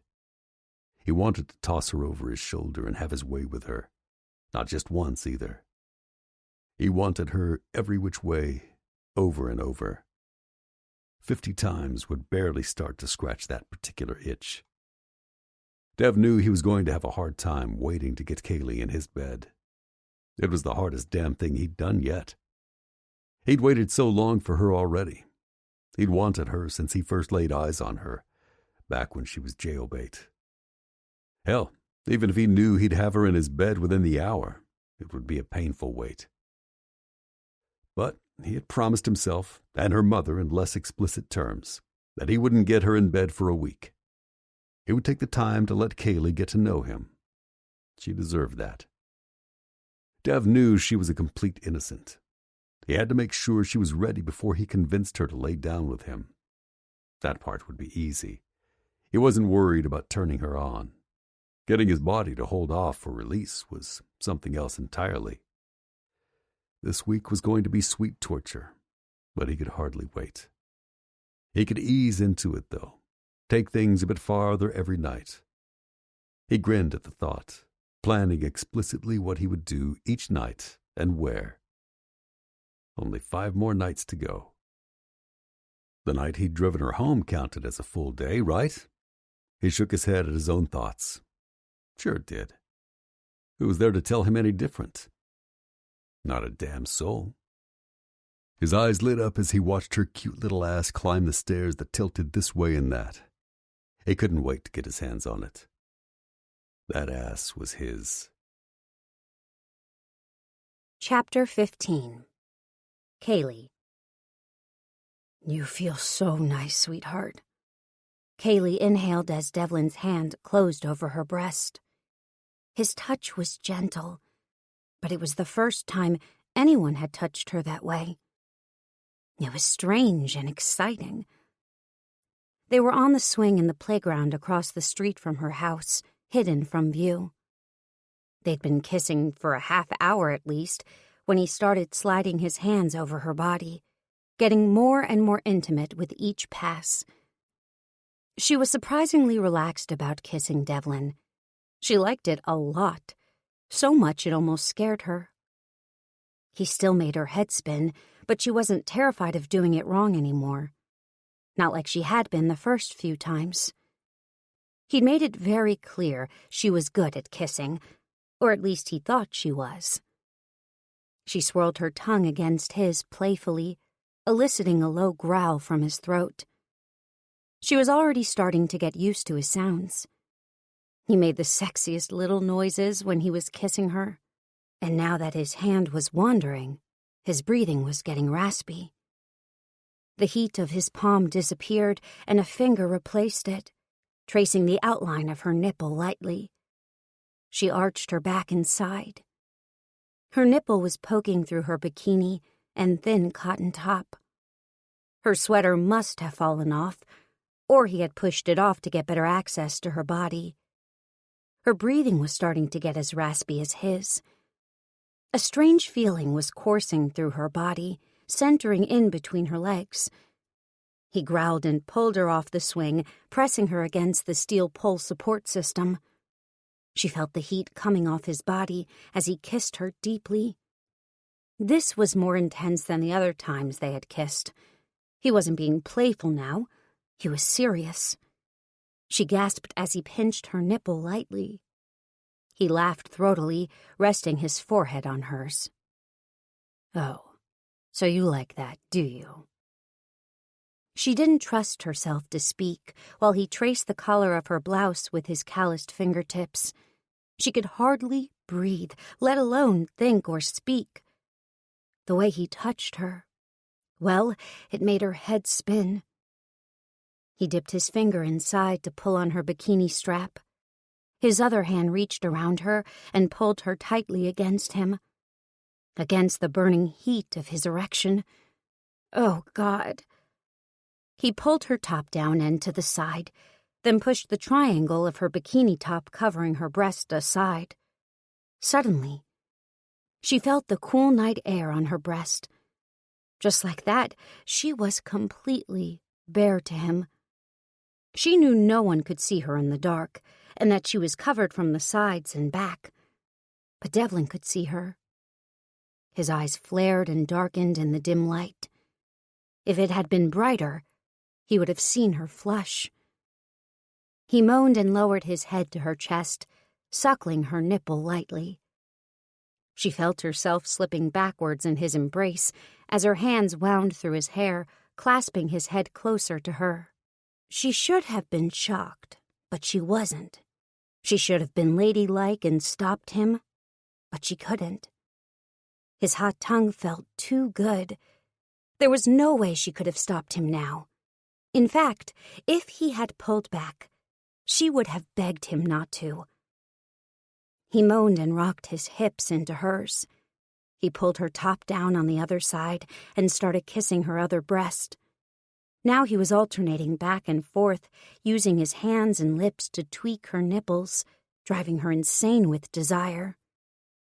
They were both making soft guttural sounds as he guided her legs around his waist, bringing her into direct contact with him. They were practically humping, she realized. It was a good thing it was dark out. Damn, we better stop. Kaylee felt dazed as he pulled her legs down off his hips and adjusted her top back into place. He was breathing heavily and looked strange, as if he was concentrating on something, or in pain. Are you all right, Devlin? Yeah, Don't look at me like that, Kaylee. Please. Oh, God. He pulled her back into his arms and kissed her deeply. She forgot everything for a moment.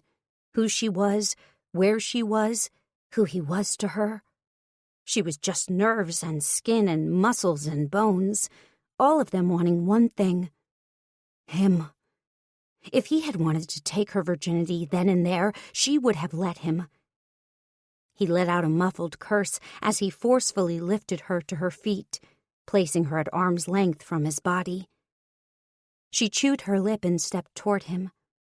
Her fingertips grazed his chest, and he flinched. He laughed harshly. Sweetheart, trust me, you do not want to get close to me right now. Why not? He gave her a wry smile before his eyes shifted to her heaving bosom. He closed his eyes and held her shoulder so she wouldn't come any closer. Because that's not how this is going to happen. What? He opened her eyes and stared at her. Your first time. Oh. He paused and looked at her again. It will be your first time, won't it, Kaylee? Because if not, well, that changes things. She was tempted to lie to him if it would get him to kiss her again. But she wouldn't do that. Besides, he'd find out soon enough. She felt her cheeks turning pink at the thought. She wanted him to take her now. She wanted him badly. He deserved to know the truth, even if he was disappointed by her lack of experience. I'm sorry, I've never... He just stared at her, the look in his eyes making her shiver. Did I do something wrong? Maybe you don't want to be with someone as inexperienced as me. He groaned and pulled her into his arms, kissing her hungrily. Then he pushed her away again with a curse. No, Kaylee. Trust me, that's not a problem. You are perfect, exactly as you are. She smiled up at him, feeling reassured. She took another step in, hoping he'd kiss her like that again. He laughed and took her arm, clasping her hand in his. He walked her across the street to her front stoop, giving her a gentle nudge towards the door. And now you better take that sweet perfection inside. She pouted and looked over her shoulder at him playfully. He just stared at her, his eyes dark and hungry. He looked like a wolf. All of a sudden, she knew how Little Red Riding Hood felt. But she wanted to get eaten. Well, sort of. Go on, sweetheart. All right. Good night, Devlin. Good night, Kaylee. Chapter 16. Devlin. Devlin spent the next 5 days in a state of frustration. He was having a good time, the best time really, but it was hellish all the same. Being around Kaylee, or even just knowing that she was his now, but not taking her, well, it was tearing him apart. He'd made a promise and he would keep it, even if it was driving him insane. That didn't mean he could stay away from her either. He had never felt like this. He went to bed every night with heavy balls, but he woke up with a spring in his step. It was getting too hard to keep his promise to her mother and the promise he'd made to himself. Kaylee was a proper young lady, not some sweet butt he could use to get his rocks off. Problem was, she was the only one he wanted. He had plans for getting her alone and making her his once and for all, but until then he had to keep his hands off. Otherwise, he would combust. He shook his head, riding over to the diner to see her Thursday night. Kaylee might be the innocent one, but she had more power than she knew. One pretty little girl had brought him to his knees without even trying. If he had to beg when the time came, he would. He grinned, thinking that the view from down there would be epic. Kaylee already had the power to destroy him. She just didn't know it yet. Chapter 17. Kaylee. The first flush of love went by in a dream, and she was falling in love with Devlin. Of that she had no doubt. She'd never felt anything like it. Trust and desire and the feeling of being protected. It was irresistible. Even if she had been more experienced, she knew she'd never be able to resist him. As it was, she was putty in his hands. Devlin came to see her every night that week, even on the night she worked at May's. He'd come in for an ice cream sundae, just like Johnny used to like. Only now, Kaylee made sure to give him an extra scoop as a sign of her affection. She'd add the extra scoop with a flourish and add whipped cream and a cherry. The way he slowly ate the cherry, sliding it into his lips with a hot look, it made her blush. When he saw her cheeks get pink, it made him grin. He seemed to enjoy introducing her to his naughty games. He didn't mind that she was as innocent as a schoolgirl. It was a good thing, too, because she was always blushing around Devlin McRae. Each time it was the same. He'd come strolling into May's towards the end of her shift. We are so grateful that you are here. This audiobook is free. Take a break, breathe, and enjoy this peaceful and beautiful thing.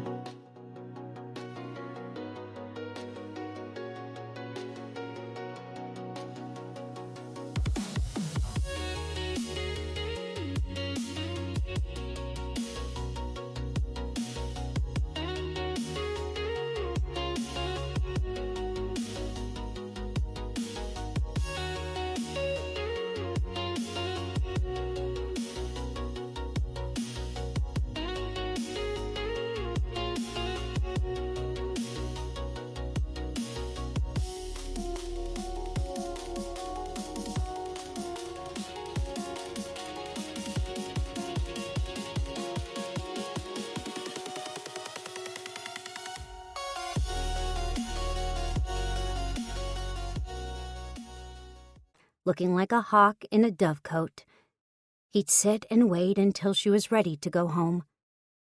They would ride around and find a quiet spot to talk and fool around for a couple of hours. Her mother was always up reading when she got home, with no recriminations about coming home after midnight. Even she trusted Dev with her daughter. If only she knew that it was Kaylee who was starting to get impatient. The endless nights of kissing and touching were making her feel wild and reckless. She wanted the real thing. She was ready. But each night he would walk her to the front stoop and leave her with a soft kiss. When she said goodnight to Devlin on Thursday, he was quiet, grim even.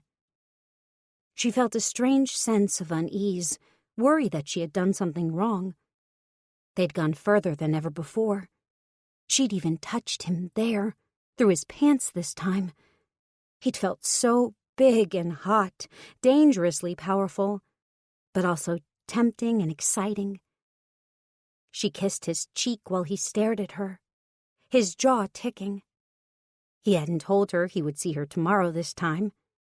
He just left, biking off as soon as the front door was open, without the final wave that he usually gave her.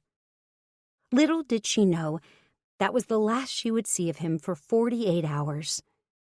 He didn't visit her the next night at May's during her shift or call. There was a bike parked outside the whole night, though. She was protected, but she knew it wasn't his. When she finally closed up, it was Jack who followed her home while she walked through the quiet town. He didn't offer her a ride or an explanation. As usual, all he did was nod. Kaylee wasn't sure why Devlin was staying away from her, but she felt awful about it. Her insides felt like they were hollow, empty. It was like he had filled a part of her that she hadn't even known was missing. And now that it was, it felt like she was slowly disappearing. Maybe she should have let him do more. He hadn't pushed her to, but maybe she had missed something or made a mistake. Maybe it was because of her lack of experience. He must be bored with a virgin. Maybe he didn't want her anymore. Maybe it was already over. She cried into her pillow for hours, tossing and turning. She made sure her light was out so when her mother came in to say goodnight, she wouldn't notice her red eyes or tear-stained cheeks. It was near dawn by the time Kaylee fell into a fitful sleep. It was the longest night of her life. Chapter 18. Devlin. Devlin was in hell. It was ironic that someone with the nickname of Devil would end up in hell. Even more surprising was that he was loving every minute of it. Well, not every minute. Not the past 2 days. Those had been the worst of all. Kaylee was driving him insane. He'd seen her every night this week, and every night he dared to go a little further with her, just grazing the edges, making her want him as badly as he wanted her. He hadn't thought it was possible, but his shy little virgin was giving him a run for his money. Once he'd opened Pandora's box, she was the one who didn't want to stop. He grimaced, just thinking about what she'd done to him 2 nights ago, once again leaving him with an uncomfortable hard-on. His dick could have drilled for oil, or cut glass. The thing felt like a steel rod, the kind you use to hold up a damn building. It was still hard and aching, even after he'd rubbed a few out. The relief had been momentary at best. Only she could scratch that itch for him, and he had promised her mama to go slow. He was dangerously close to breaking that promise. He was constantly fighting the urge to toss her over his bike, take her to the cabin, and tie her to his damn bed. The longer he waited, the more he wanted to have rough, bed-breaking sex with her. Things were not going according to plan. Not at fucking all. He'd even stayed away last night to see if he could loosen her hold on him. Instead, he drank beer after beer, staring miserably at the clock, counting the hours until he could see her again. It was happening so fast. He didn't just want her now. For years, she'd been a goal, something to wait for, something that was a reward. What he hadn't counted on was this feeling that he wasn't just him anymore. Now he was part of an us. It wasn't even just wanting her in his bed, though that was a big part of it. He didn't feel like he was in control of his feelings anymore. He didn't like it. 2 nights ago, they'd been fooling around for an hour. He'd finally come close to touching her sweet little pussy. He'd slid his fingers between her legs, rubbing them lightly over her tight denim shorts. He'd been wondering about the wisdom of unzipping her shorts when he'd felt her tentative caress on the front of his jeans. Jesus. That fluttering little touch had almost sent him over the edge. And then she'd gotten bolder. He'd had to take another cold shower last night. He was enjoying her more than he thought was possible, but his patience was wearing thin. Tonight was the night. He was done waiting, and if he were honest with himself, she seemed to be done waiting too. If he could just get through this meeting, he'd be fine. He was finding his razor-sharp mind was less focused than usual. He forced himself to listen careful to what Jack was reporting. The new sheriff was making things difficult for the club. They already knew that. But now it was looking like his animosity was specifically targeted at Devlin. He'd been ticketed again last night, after he dropped off Kaylee, thankfully. He didn't want to think about giving the cops a chance to hassle his woman. She was so delicate. He frowned at the thought. Enough was enough. This stops now. Find out what they have on me. You still in with your cousin, Donnie? Donahue nodded. His cousin was on the force 1 town over. He couldn't keep the cops off their asses, but he could tip them off when a big bust was brewing. The spawns of Satan, a.k.a. SOS, didn't traffic in drugs, guns, or hookers. But they did have their own set of laws. And they did partake in drugs, guns, and hookers. Well, not Dev himself. He had never paid for it, not even before he was club president. Hell, he just had to snap his fingers, and he was swimming in girls.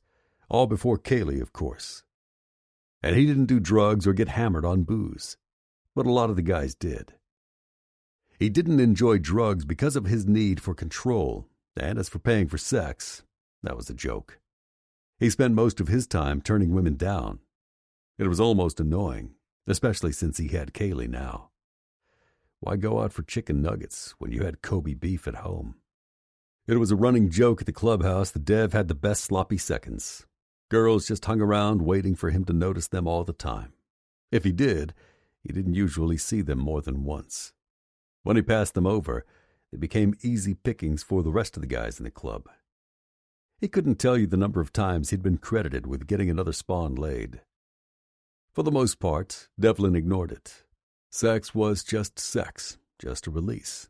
He saw no need to talk about it. It had never meant anything to him beyond that. Being good-looking was definitely part of it, but it was the power of running the SOS that had made it go over the top. He was bored by the cheap thrills. He didn't want the hassle. Devlin knew what he wanted, and he'd found it. His mind wandered back to Kaylee and what they'd be doing later tonight. He couldn't wait to seal the deal. It was finally going down. This was it. No more waiting. Tonight he made her his once and for all. He had to take care of this cop situation so it didn't blow back on her. Once people knew she was his old lady, she'd be affected by everything he did. The thought of Kaylee being bothered because of him made him see red. That wasn't going down. No way. He'd go ballistic if anyone dared bother her. Speaking of which, Jack hadn't had an easy time getting rid of Danny the other night at the state fair.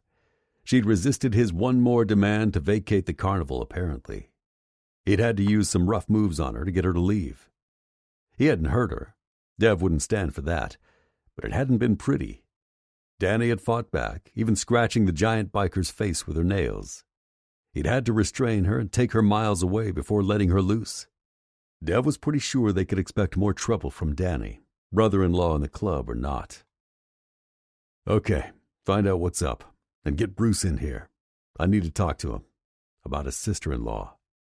Danny? Yeah. Dev drummed his fingers on the heavy wood table. The meeting room was large enough to accommodate the core members of the club for now, but they were growing. They also had a couple of other smaller clubs that were part of a larger circle, counting themselves as unofficial members. Kind of like MC Cousins. Things were changing. Someone had even mentioned changing the name of the club from Spawns of Satan to Devil's Riders. That's what people were calling them now, anyway. It was something that he kept trying to put a stop to, but the name was sticking. He couldn't help but notice how many people had started using it. He didn't mind being called Devil, but naming the club after him seemed like a slap in the face to the old-timers, to his own father and grandfather. He could picture them rolling over in their graves at the thought. He was a firm believer in tradition. He'd make it clear to the club to put a stop to it. Devil's Riders was fine as a nickname for the core group, but that was it. Bruce walked in and sat down at the table with Dev and Jack. Donnie shut the heavy wood door and leaned against it. Devlin stared at Bruce for a couple of minutes before starting in. This wasn't going to be an easy conversation to have. Family stuff always hit close to the bone. Bruce looked nervous, which was pretty funny considering the guy was a 6'4" wall of muscle and had been in and out of prison most of his adult life. He'd calmed down in his mid-30s after getting hitched and was spending less and less time at the clubhouse these days. It was a good thing he'd been there tonight, or else they would have had to call him in. Thanks for coming, Bruce. Of course, Dev. Anything for the club. We want to talk to you about your sister-in-law. Bruce nodded. He didn't look surprised. Daddy's been out of control lately. I heard about what happened at the carnival, man. I'm sorry. Can you get her to chill out? He shook his head. I can try, but the problem's not just her. It's my old lady, too. They're both in a tizzy about your new girl. It's not just normal jealous chick stuff. Devlin sat forward, his eyes hard on Bruce's face. What are they up to? Nothing yet. Just words. What words? Calling her an interloper, saying she's friends with cops. Devlin sat back and ran his hands through his hair. He knew where that was coming from. Trust Danny to mix truth and lies. It was the best way to manipulate facts to her liking. She went to school with Jefferson, but that's it. The guy's on ticket duty. He doesn't even wear a gun, he sighed. It doesn't matter anyway. Kaylee is my old lady now. She's off limits to this kind of bullshit. Congrats, Dev. I didn't know it was official. Dev nodded. Okay, you need to get your old lady in line.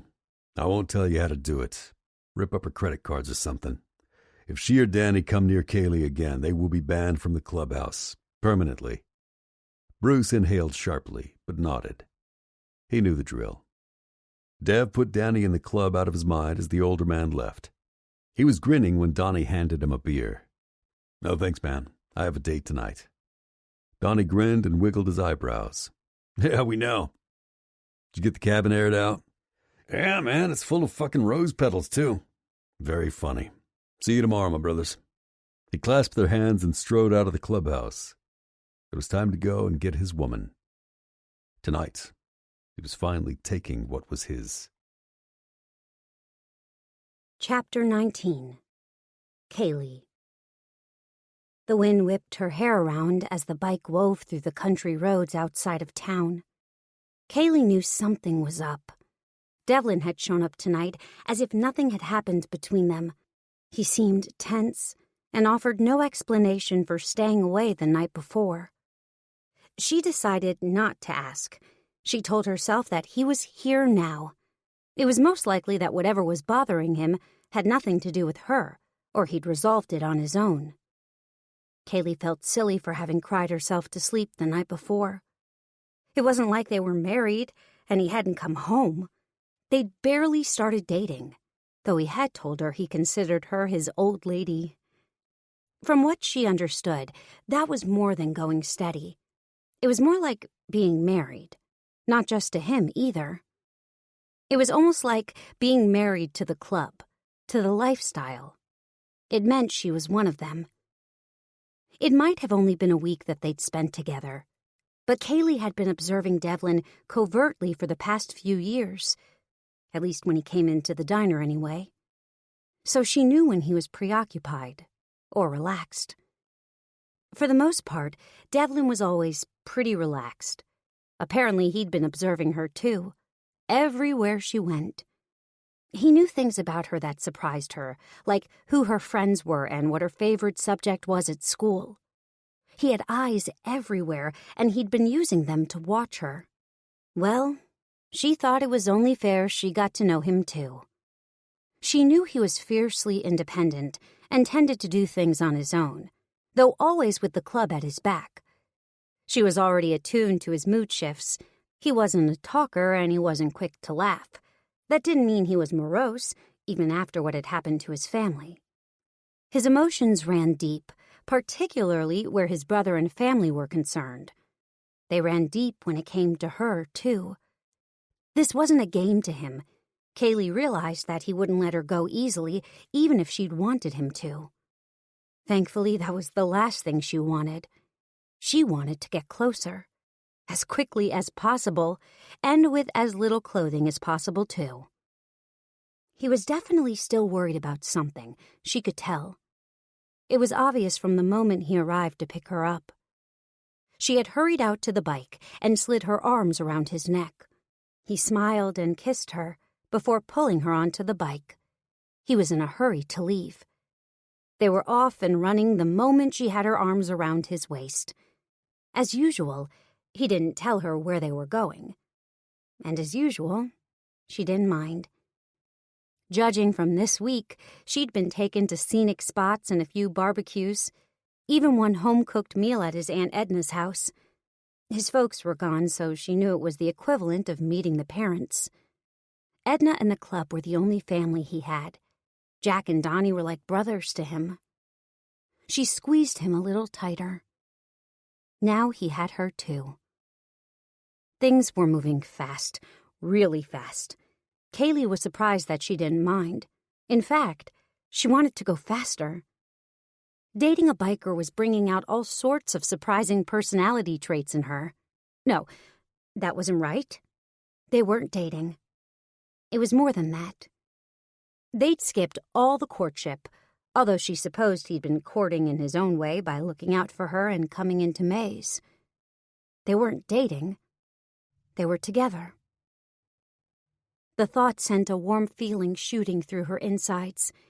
She knew she was in danger of falling in love, for real. It was scary. It wasn't that she didn't trust him. She did. She trusted him implicitly, in fact. But it was too soon. She was afraid that she'd make a fool of herself or say something she couldn't take back. He stole all thought from her when he was touching her, and he'd been touching her a lot more lately. She sighed and looked out at the woods as they raced past.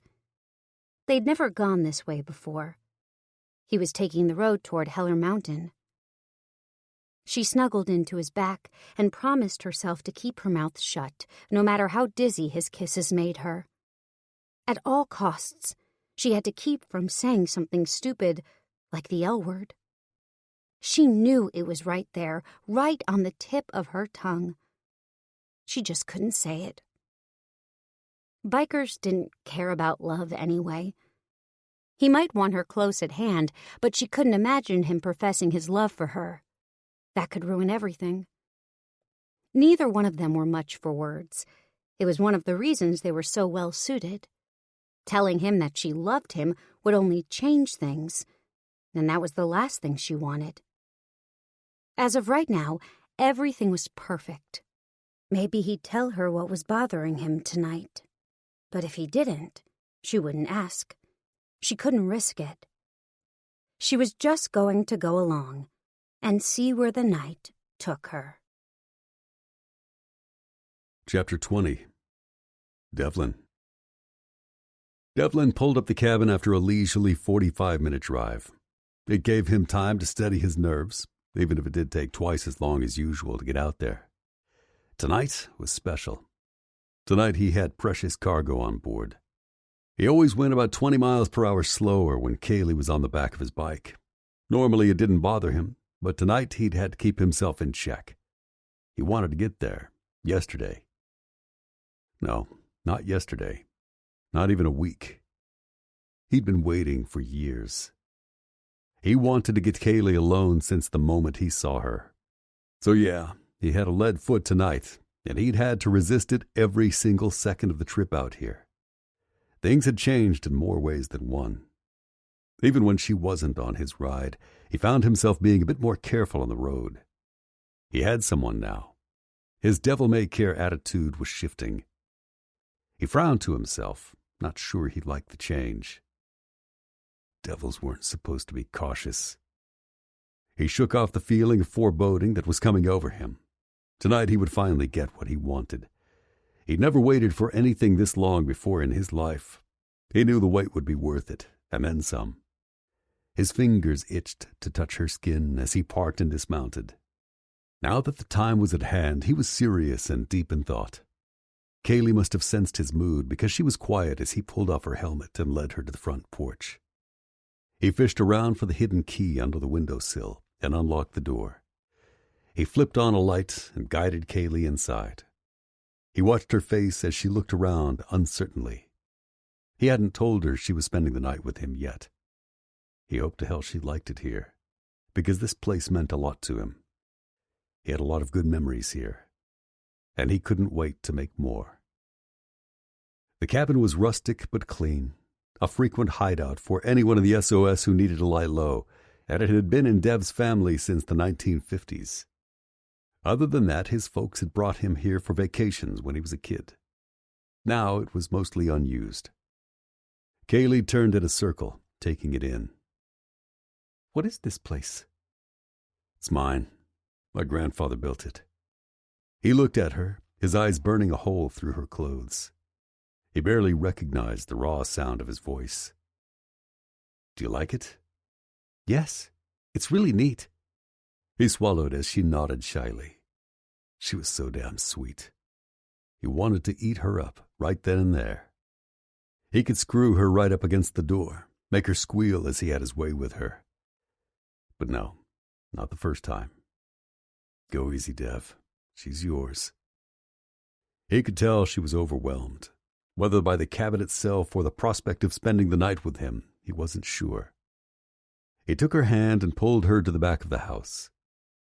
Come on, let me show you the best part.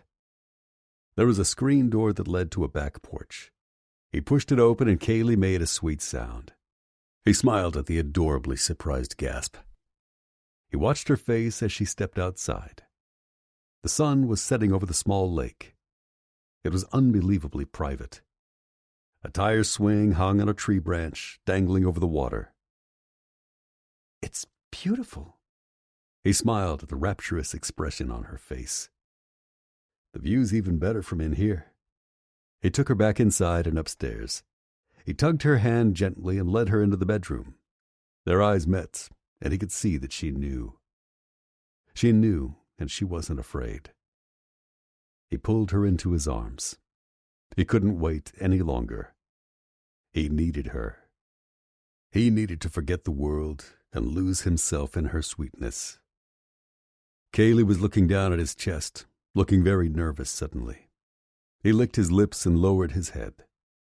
He knew how to make her relax, how to drive her wild. He took his time kissing her, using his mouth alone. He did his best not to touch her, afraid he might startle her.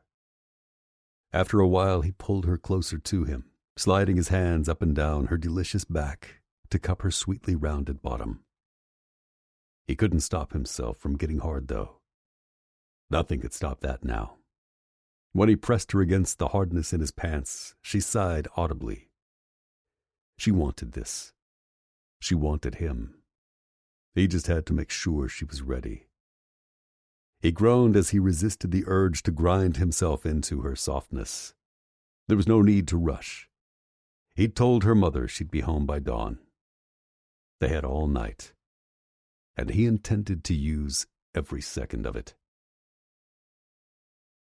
Chapter 21. Kaylee. She was in heaven. Kaylee moaned, sliding her hands through Devlin's hair. Yes, this was heaven. Only there weren't any angels here. Just one gorgeous, sweet, but rough around the edges devil. A devil who was probably leading her astray, but she didn't care. Not one bit. Devlin was unbuttoning her blouse while he nibbled on her earlobes. Her sudden shyness was evaporating, just as the certainty that he was going to finally make love to her tonight was setting in. She had a general idea of the mechanics involved in sex, just none of the specifics. Thankfully, Dev seemed to know exactly what he was doing. And then some. Her breath was coming in little pants by the time he slid her blouse off and over her shoulders. He groaned as his hands closed over her thin cotton bra. He caressed her gently, kissing her mouth again before she felt him unhook her bra behind her. As soon as her bra was off, everything changed. He stared down at her naked chest for a moment. Just a heartbeat. And then he went wild. Kaylee gasped as Devlin overwhelmed her with his kisses and his touch. His hands were everywhere, and his mouth was everywhere too. He lavished her breast with attention endlessly before scooping her up and laying her on the bedspread. Then he pulled his shirt off and pressed his bare skin against hers. Oh, God! The heat of his chest felt incredible against her breasts and stomach. He was kissing her again as he rocked his hips into hers. She ached in her center where they rubbed together. There was no doubt now, no doubt of what he wanted to do next. She wanted to do it too. She didn't protest when his fingers found the button on her denim shorts. He deftly undid them and pushed them down over her hips so that her body was barely covered at all. He leaned back and pulled her shorts off of her legs. Then he settled between her legs, slowly tracing his finger along the top edge of her panties, while she waited breathlessly to see what he would do. He was staring at her junction with a heavy, lidded look in his eyes. Heat radiated from his hands where they rested on her hips. Finally, he moved, one hand hovering over her mound. She shivered as he began lightly touching her through her panties, making small circles over her femininity before retreating. Then he began again, slowly teasing her until she was writhing on the bed. He seemed to know just how to touch her to make her rise up off the bed like a wild woman, to make her want more. The weight of his legs pressed down on hers, holding her firmly in place as her hips bucked. Finally, he leaned forward, kissing her as he used his other hand to pull her panties down and away. Now his hand was on her bare skin, playing with the soft folds between her thighs. She felt so warm down there, and surprisingly slick. Jesus, Kaylee. She couldn't think straight as he brought her closer and closer to the edge without letting her fall over it. Finally, he pulled away, and she watched as he pulled his jeans off and threw them aside.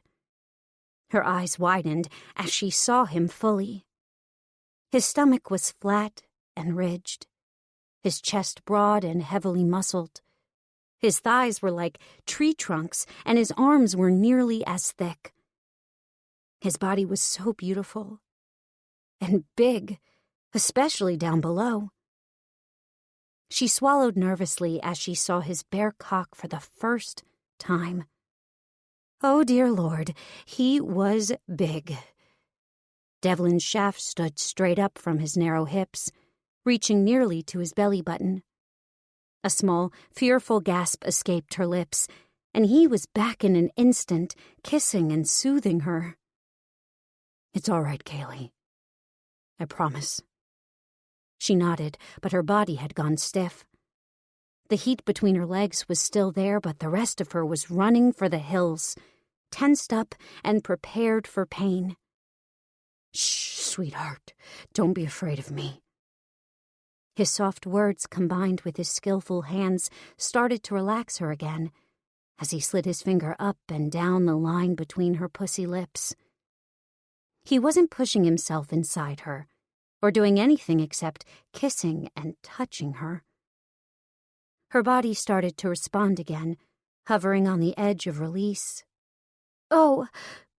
He suckled each of her nipples in turn as his fingers started to strum the tender nub above her opening. He slipped a finger inside her as she felt herself start to climax for the first time. The first time ever. Oh, oh, oh, oh! She hardly recognized the high-pitched, breathy sound she was making as the world seemed to explode around her. Her body would have lifted off the bed entirely if he hadn't been on top of her. As she floated back to earth, she felt him adjusting his weight as he positioned himself between her legs. Something hot and hard was probing there, pressing against her with a throbbing heat. Kaylee, look at me. She opened her eyes with an effort and stared up at Devlin. The mysterious man she felt like she'd known forever, that she'd wanted forever. It's time, sweetheart. She nodded, giving him permission to move forward. She didn't care about the pain anymore. She gasped with pleasure as he pushed the tip of his manhood against her opening. He was hard against her, but also silky and incredibly hot. He pressed forward a few inches, and just like that, he was inside her. Oh, my. It felt good, really good. He flexed his hips, and the angle changed. She felt him slip deeper inside her. She felt stretched open and exposed, vulnerable. But she knew in her heart that he wouldn't hurt her. She watched his face as he eased himself out and back in slowly. His eyes were closed, and it looked like he was concentrating with every fiber of his being. She realized he was struggling to hold on to his control. She wondered if it felt as good to him as it did to her. She opened her mouth and asked him, "Do I feel good?" "Kaylee, "Good doesn't begin to cover how you feel to me." He groaned as he rocked himself back into her again, a little deeper this time. It hurt a little bit now, but it was commingled with the most exquisite pleasure she'd ever experienced before, or even imagined. He fit inside her perfectly, filling her with liquid heat. The pressure was starting to build inside her again as he worked himself in and out of her gently, gaining greater access with each stroke. Where was the pain she was supposed to be experiencing? Where? Ouch! He bumped up against something and they both moaned. Her barrier was preventing him from penetrating her fully. He held perfectly still above her. "Kaylee?" "Yes?" "I'm going to take you now." "Oh, I thought you already were." He let out a shout of strangled laughter. "No, not quite yet." "Okay." "Listen, I'm going to try not to hurt you. I can squeeze by without tearing anything, but you're so tight that it's harder than I thought it would be." He moaned helplessly in pleasure as she clenched down on him instinctively. Her hips were making tiny circles against him subconsciously. He closed his eyes tightly and pushed forward. She felt the membrane inside her give way. Just like that, it was gone. She'd always imagined he would just tear through it forcefully. From what she'd heard, that was what was normal. But he'd done it so gently that he was embedded inside her without more than the slightest discomfort. Chapter 22. Devlin. Oh, Jesus, Kaylee, you feel so good. Are you all right, sweetheart? Uh-huh. Yes. Just, can you... He swallowed as he stared down into her big brown eyes. He was afraid she would ask him to do something he could not do. Afraid she would ask him to stop. She looked so sweet and trusting, and so fucking hot that he could barely stop himself from plunging into her honeyed depths. Yes? Can you... Oh, can you move like you were before? What? Please, can you just... don't stop? Relief and desire poured through him. He hadn't imagined he could be more turned on than he already was, but he'd been wrong. Her sweet admission that she wanted him to get on with it made him want to laugh and lose himself inside her all at once. I can do that.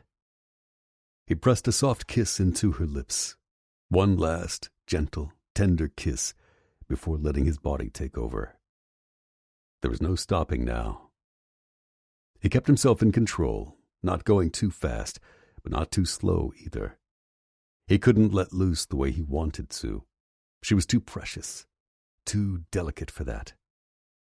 He could hardly believe she was finally his after all this time. Her body had exceeded his wildest imaginings. The way she looked and, oh God, the way she felt. Even after he'd seen her in that bikini, this was different. Her skin was like living silk. She was firm and smooth and rounded in all the right places.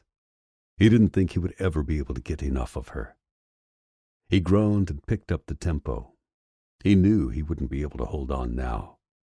But they had all night. There was no need to hold back. He could feel her responding to him. She was so natural and beautiful. Her body knew what to do, and she let it happen without shame or embarrassment. She might be shy, but that just added to her appeal. She didn't try and hide her passion from him, and it made this all the sweeter. He grunted as he felt her squeeze down on him. There was no way he could last much longer. Then he remembered that this wasn't a one-time thing. Kaylee was his old lady now, and he could have her again whenever he wanted, maybe even forever. He felt his chest crack open and warmth fill the emptiness inside. He'd never felt anything like it before. For the first time in his life, he wanted more. He wanted her. For keeps. And he knew he would have it. The thought of having her in his bed forever sent him over the edge. His hips jerked spasmodically as he felt himself explode. He filled her with his seed, pumping himself out of tempo as her body clenched down on him, pulling him deeper. He lay on top of her, trying to catch his breath, unable to think or move for a moment. He was just a bunch of nerve endings, shooting light from one neuron to the next. Jesus Christ. Devlin had never come so hard in his life. Nothing before now had even come close to the pleasure she had given him. It was like comparing a gnat to a nuclear bomb. Whatever power Kaylee had over him, whatever time he'd put in to make sure her mother wouldn't object, that he was free from encumbrances, that she would trust him, it had all been worth it. He knew nobody would ever make him feel this way again. She was his, but he belonged to her just as much. Chapter 23. Kaylee. Kaylee laughed as she ran up to the house in her wet panties. It was freezing in the mountains. Whoever had decided it was a good idea to jump in the lake was insane. Actually, once she thought about it, she realized it had been her idea, more or less. Devlin had dared her to do it, after she'd asked him if he ever swam in the lake. They'd been lying in bed together, warm and snuggly, after... She was an idiot for leaving that comfy, dry bed. The whole evening had been a blur. Making love. Then he'd held her for a long while. They'd had something to eat and then decided to skinny dip in the dark. Well, almost skinny dip. She'd left her bra and panties on. She wasn't that comfortable in front of him yet. Besides, what if someone walked in on them? She giggled and slammed the door behind her, pretending to lock Devlin out. He was buck naked, since he had not been wearing anything under his jeans.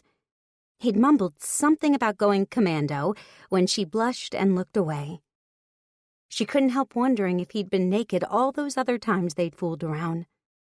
If he'd been a thin piece of fabric away from completely bare to her. The thought made her feel a little bit weak in the knees. Dev appeared at the locked screen door. He growled, pretending that he was going to break it down. He snarled like a dog and then yipped at her playfully when she opened the door. She was still laughing when he scooped her up and carried her back to the bedroom. He kissed her deeply, letting her slide down his body until her feet landed softly on the floor. "How do you feel?" She slid her arms around his neck. He felt so warm, even though they were both wet. He looked so damn sexy in his birthday suit. Good. Just good? Very, very good. He brushed a strand of wet hair away from her face. "I didn't hurt you?" She blushed and looked away, peeking back up at him. "Just a little. I thought it was going to be a lot worse." He grinned and lifted her into his arms, depositing her on the bed. He stared down at her. She tried to look anywhere but at his cock, which was quickly starting to rise. "I actually did some research into this. The whole virgin thing is a crock. There's a membrane, but it doesn't have to tear. You just need to nudge it out of the way." She stared up at him while he grabbed a towel and started rubbing her down. She sighed as he warmed her up. His words and his hands were making her feel hot, inside and out. "You did that? For me?" He grinned and tossed the towel aside, pouncing on her. "Well, not just for you. I sort of enjoyed it too." "Sort of?" She squealed indignantly as he grabbed her and rolled her towards him. He caught her hands and held them over her head. He grinned and nipped her bottom lip, pulling it into his mouth and sucking on it. "More than sort of." He kissed her nose. "More than a lot." He kissed her ear. More than anything. He kissed her neck and she sighed. She knew he was going to make love to her again, and she knew she would love every second of it. She wondered if Dev knew he had created a monster. Chapter 24. Devlin. Dev was focused intently on the road as he drove Kaylee home. It had started to drizzle, and he wanted to be extra careful. His mind was razor sharp now that things were calmer inside him. Now that he'd had his woman. Twice. It wasn't nearly enough to satisfy him, but it would do for now. At least he didn't feel like a wild dog ready to rip everything to shreds. His earlier concern about losing his mojo was gone. Just one night had changed him forever. She was precious. She was his. He had to keep her safe, and he would. Just like that, she'd tamed him. Being with Kaylee had made him feel things that surprised the hell out of him. Crazy, protective, ready to do anything to keep her kinds of things. She'd put a spell on him. More than that, she'd woken him up. He'd known she was special. He hadn't known how special she would make him feel. He was changing already, and he'd just started falling for her. He had wanted her for a long time, but loving her, that was different. Fucking love, man. He didn't even cringe back from the word now, not after she'd given him everything. And she had. She'd held nothing back when she was in his arms. And he hadn't held back either. Being with her was unlike anything he'd ever experienced. He finally understood why people believed in all the fairy tale bullshit he'd scorned for so long.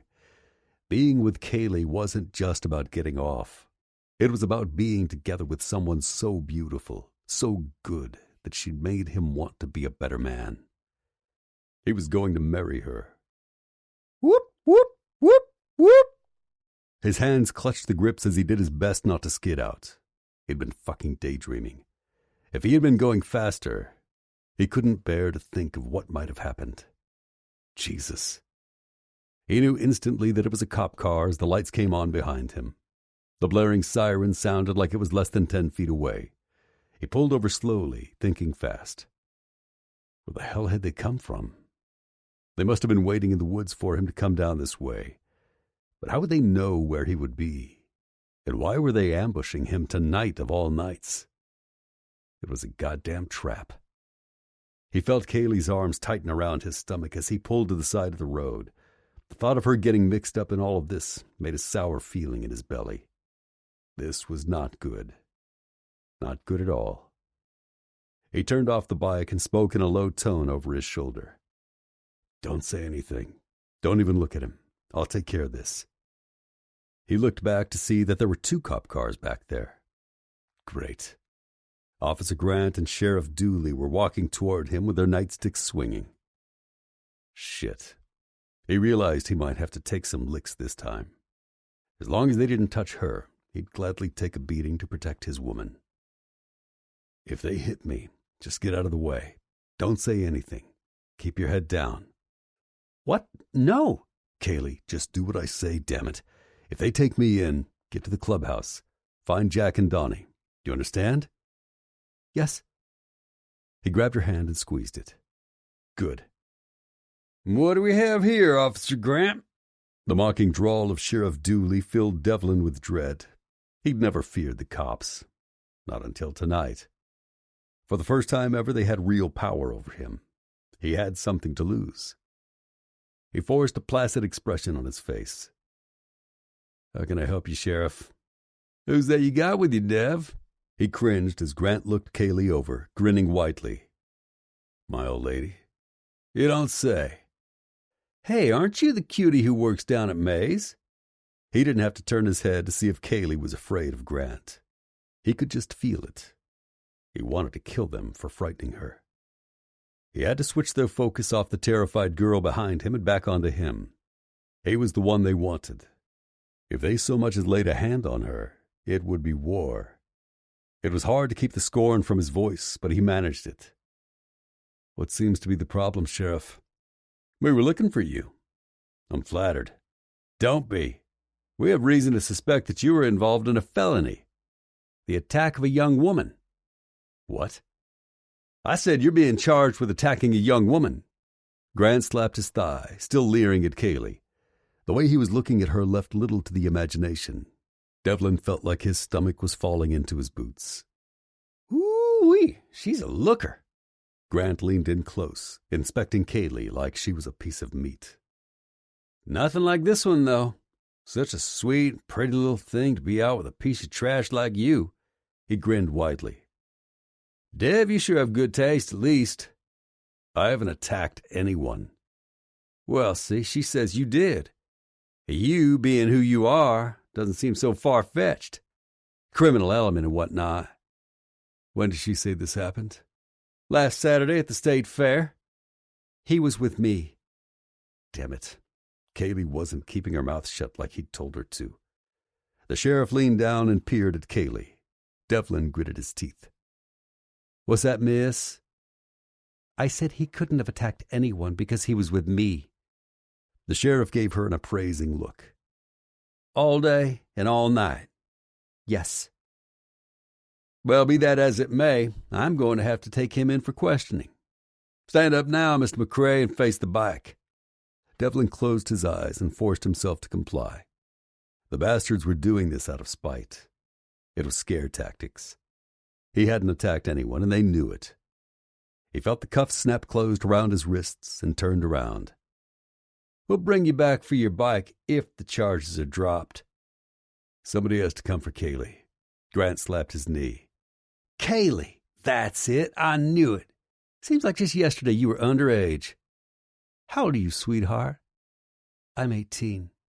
His grin got even wider. "You sure look all grown up, don't you now, darling?" Sheriff Dooley pulled Devlin away just as Grant put his arm over her shoulders solicitously. She looked scared. He looked her over and grinned maliciously at Devlin. "Don't you worry about a thing, Mr. McCrae. I'll see the little darling home." He felt rage boiling up inside him as he was pushed into the back of the squad car. If he didn't have the cuffs around his wrists, he would have killed the man. He still might. He watched as Kaylee followed Grant to the second car. She made eye contact with him through the window, trying to reassure him. She was trying to be brave, but he wasn't fooled. "I'll go to the clubhouse. Don't worry." He gritted his teeth as Grant opened the passenger side door for Kaylee. At least he wasn't making her ride in the back. But if he touched her... Devlin leaned his head against the padded wall separating him from the front and silently screamed. Chapter 25. Kaylee. They held him for 3 days. 3 awful days during which Kaylee imagined horrible things happening to him. Her mind went wild, picturing every scenario in the book, all except Dev being guilty.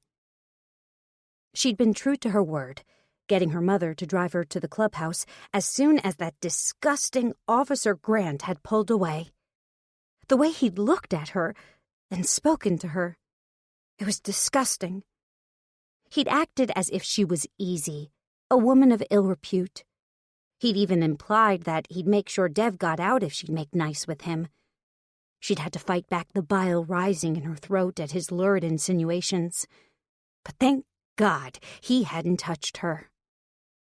She kept herself focused by thinking about Dev and what she would say when she got to the clubhouse.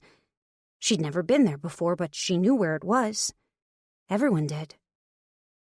The building had been cleaner than she'd expected. No trash, and she could smell that the hallways had been freshly mopped. It looked like any business, with a shop in the front and a lot of equipment and a high metal fence. That is until she got to the bar room. There were people everywhere, bikers mostly, but also a lot of women in various states of undress. Her cheeks got warm as she looked around. This was where Devlin spent most of his time? It was a far cry from May's bright and cheerful vintage countertops and booths. There were 2 stripper poles in the room, and each had a girl hanging off of them, dancing lazily. They weren't professional dancers, that was for sure. They were just sort of grinding slowly, clearly not working for tips. Everyone in the room was drunk except her. Except Dev's third in command. She had nearly wept with relief when he saw her. Donnie had seen her immediately and been across the room in 2 seconds flat. "You shouldn't be here so late. Dev wouldn't like it." "He's been arrested. They said—" He'd held up a finger, silencing her. "Come on, let's find Jack. You can tell us both." They'd pulled her into a hallway and waited until there was a break in the traffic to and from the bathrooms. Then she heard Jack say the first words she'd ever heard him say. "Tell us." She'd told them everything. Halfway through the story, Donnie looked at Jack and said one word. "Danny." Jack had nodded, and just like that, Donnie was gone. Kaylee had started crying then. The tension and worry had finally gotten to her. She leaned against Jack's shoulder and cried all over his leather while he held perfectly still. It was like crying against an enormous tree trunk, big and strong and utterly silent, but still somehow comforting. Only after she had cried her eyes out did she realize he had lifted one hand and rested it on her shoulder. When she sheepishly looked up at him, he was staring doggedly at the wall, trying to ignore her. She smiled a little at the stoic giant. He wasn't nearly as terrifying as he looked. "Thanks, Jack." He turned his head slightly and stared at her. Then he gave her a nod. That's when she knew everything would be okay. Jack didn't say another word as he took her outside to her mother's car, but the comforting sound of his bike followed them home.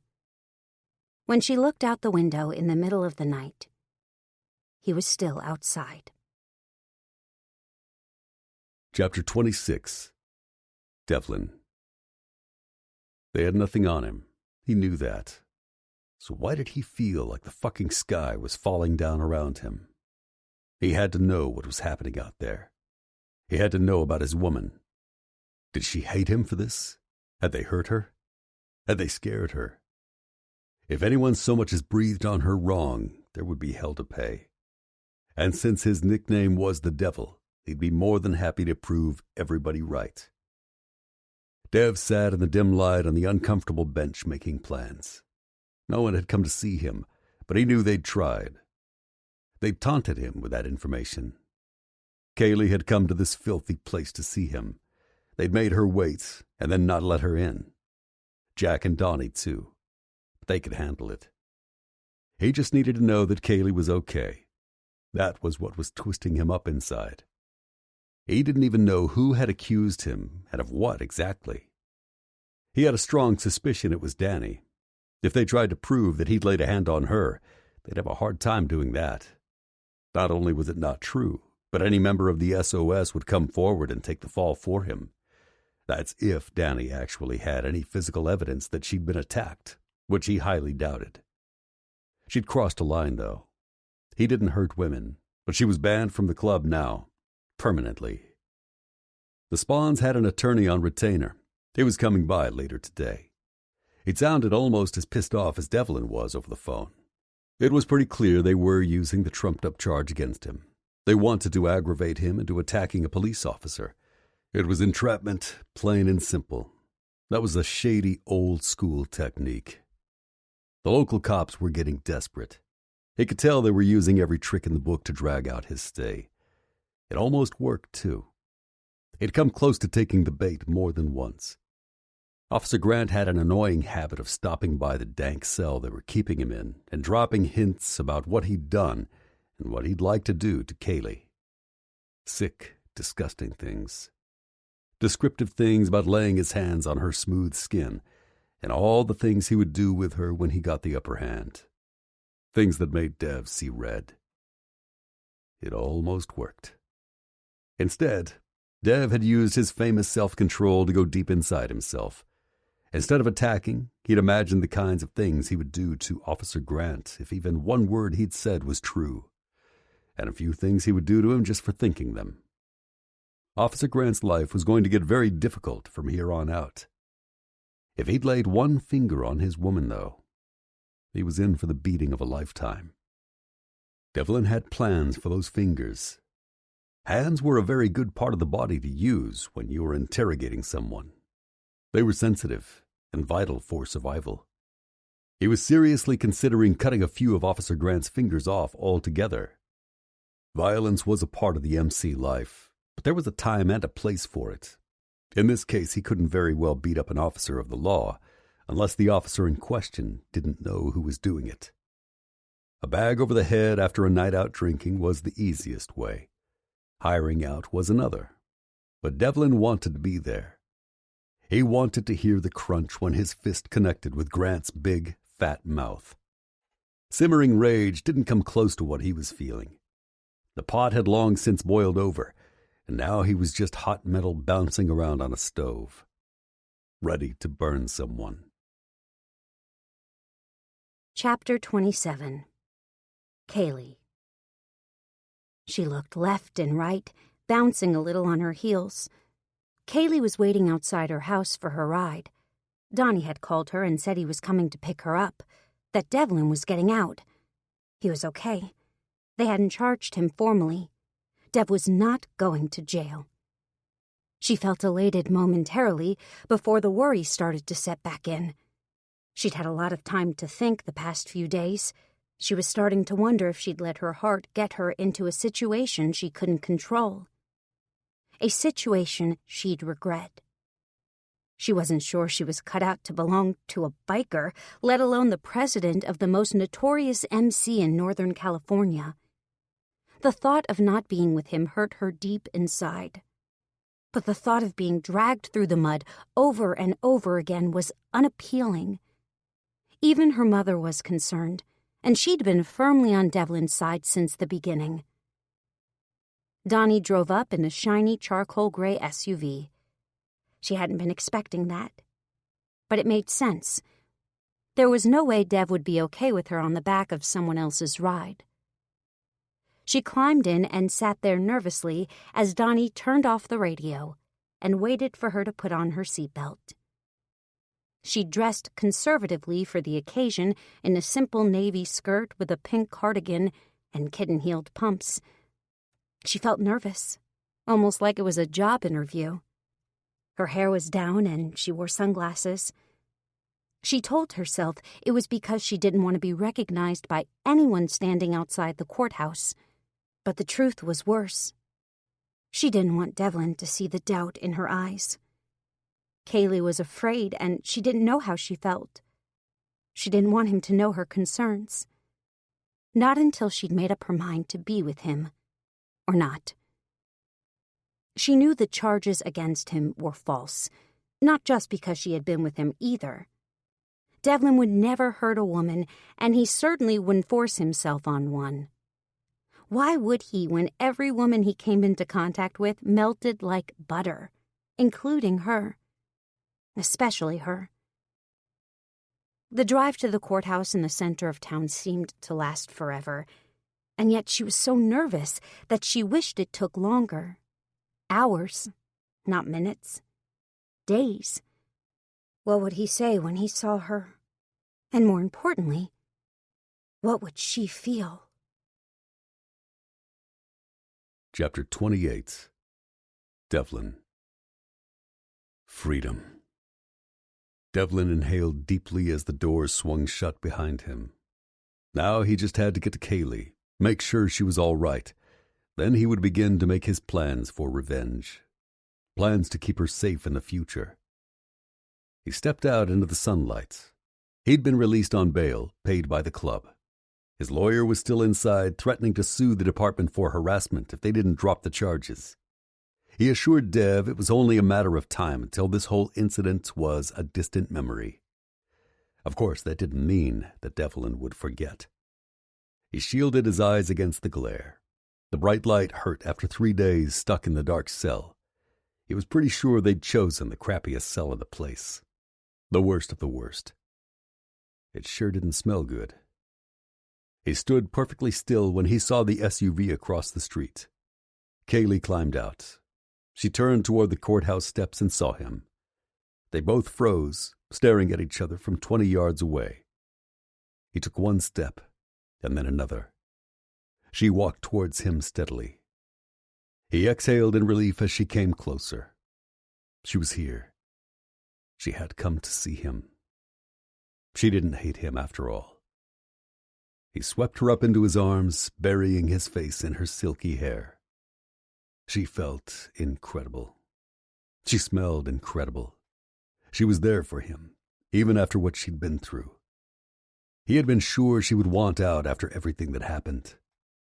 He lifted his head to kiss her and tasted salt on her lips. She was crying. "Oh, sweetheart, don't cry. Please?" She didn't say anything. She just nodded her beautiful head and continued the waterworks. Devlin put his arm around her shoulders and walked across the street to the SUV. He clapped Donnie on the back and climbed into the driver's seat. Kaylee put on her seatbelt and looked at him. She'd stopped crying, but she still looked somber. She was quiet, even for her. "Where are we going?" "They wouldn't drop the charges, even though they're bullshit." He took her hand and squeezed it. "You know that, right?" "I know. I told them you were with me." "You didn't have to do that. But for now I'm out on bail and I have to wear a monitor. They come into the club later to fit me with one." She didn't say anything, but Donnie leaned forward. "It'll be good to have you around all the time, Dev. We missed you. Fill me in on what I missed when we get back to the club. First thing I need is a shower." "What's the second thing?" Dev just grinned and glanced at Kaylee, leaving no doubt of what he meant. He wanted her. "Okay, man. What about the third?" "Food. And a plan. We need to nip this shit in the bud." "I hear that." They pulled into the parking lot and people poured out to greet him. It took him a while to pull Kaylee to the door. He had things to deal with before he talked to the guys. He had to talk to Kaylee. And there were things to do after they talked. He needed her in his arms. He needed her to show him she still wanted him. He wanted to bury himself inside her and never come out again. Chapter 29. Kaylee. "You don't mind if we stay here for a while, do you, babe?" Kaylee was enveloped in Dev's arms. They were finally alone in the small apartment above the club he stayed in sometimes. It was just a bedroom and a small bathroom, but it was clean and had a bed. There were other bedrooms for the rest of the spawn throughout the clubhouse, but this one was the most private and reserved for the MC president alone. "Damn, you smell so good and I'm filthy. I shouldn't be touching you." "I don't mind." She hadn't answered his first question about staying in the clubhouse. He didn't press her, thank goodness. It was true that she didn't mind that he was dirty. Just felt so good to be in his arms again. Everything else was confusing, though. She wasn't sure how she felt about any of it. Oh, God. Let me get washed up. I want to hold you." She nodded and watched him strip down. A thrill went through her as he exposed his body to her. He was pushing his jeans down over his washboard abs when he looked up and caught her staring. He grinned and stood proudly in front of her, his arousal already evident. "Unless you want to join me." Kaylee shook her head breathlessly. She was already feeling overwhelmed and needed the time to get herself together. He sniffed himself and cringed. "Yeah, I don't blame you. I'll be out in a flash." Kaylee smiled as he disappeared into the bathroom. She looked around the room. He didn't keep much there, a few magazines and books, clothes, a mini fridge, and of course, the bed, which she would be laying down on shortly. She felt butterflies fill her stomach as she looked at the tousled sheets. Would it be different this time, now that she knew what to expect? There was a mirror over a dresser. She walked over to it, shaking out her hair. She pulled off her sunglasses and put them aside. She stared into her eyes and tried to figure out what she was going to do. She knew what she wanted, but she didn't know what she could handle. Not yet. There was only one way to find out. Pictures were taped to the edges of the mirror. Johnny with a young Devlin and a pretty woman who must have been their mom. She traced the picture with her finger. He looked so young. But he already stood with bravado, clearly aware of his position as the man of the house. He couldn't have been older than 16, and yet he looked utterly confident in every way. So young, but already a man. Already a protector. It must have killed him that he couldn't save them. She felt him behind her then. She closed her eyes as he pressed his body against her back, wrapping his damp arms around her waist. As confused as she was, she wanted this. She felt herself instantly surrender. He kissed the crook of her neck as her head fell back onto his shoulder. Hot spirals of desire shot through her body. She knew that whatever her decision was, she would never have anything like this with anyone else. The connection they had was special, intense, once in a lifetime. She opened her eyes and saw him staring at her in the reflection of the mirror. He was looking at her with a fierce look in his gaze. Affection, tenderness, possessiveness, and something else. Pure heat. Her mouth opened in response to the dark look in his eyes. His hand slid up her body to cup her breast as he held her facing the mirror. He played with her nipples through her silky shirt before letting his hand drop to the hem of her skirt. She started panting as he slid his hand up under her skirt to find her panties. Without breaking eye contact, he started to tease her, stroking the line of her cleft. She should have been shy or embarrassed, but she wasn't. She could not have pulled her eyes from his no matter how hard she tried, so she didn't bother. She gave in to the delicious feelings he was creating in her as he toyed with her body. He was clearly not in a hurry, despite everything he'd said before. Finally, he pulled her panties down and started to explore her body in earnest. He released her waist, and she leaned forward slightly, gripping the edge of the dresser for support. She moaned as she felt him lift her skirt from behind and hold the tip of his cock at her entrance. He was staring down at the place where their bodies met with heavy lids. He glanced up at her just before he pushed forward. He was making sure she was ready, that she wanted him. He was asking permission.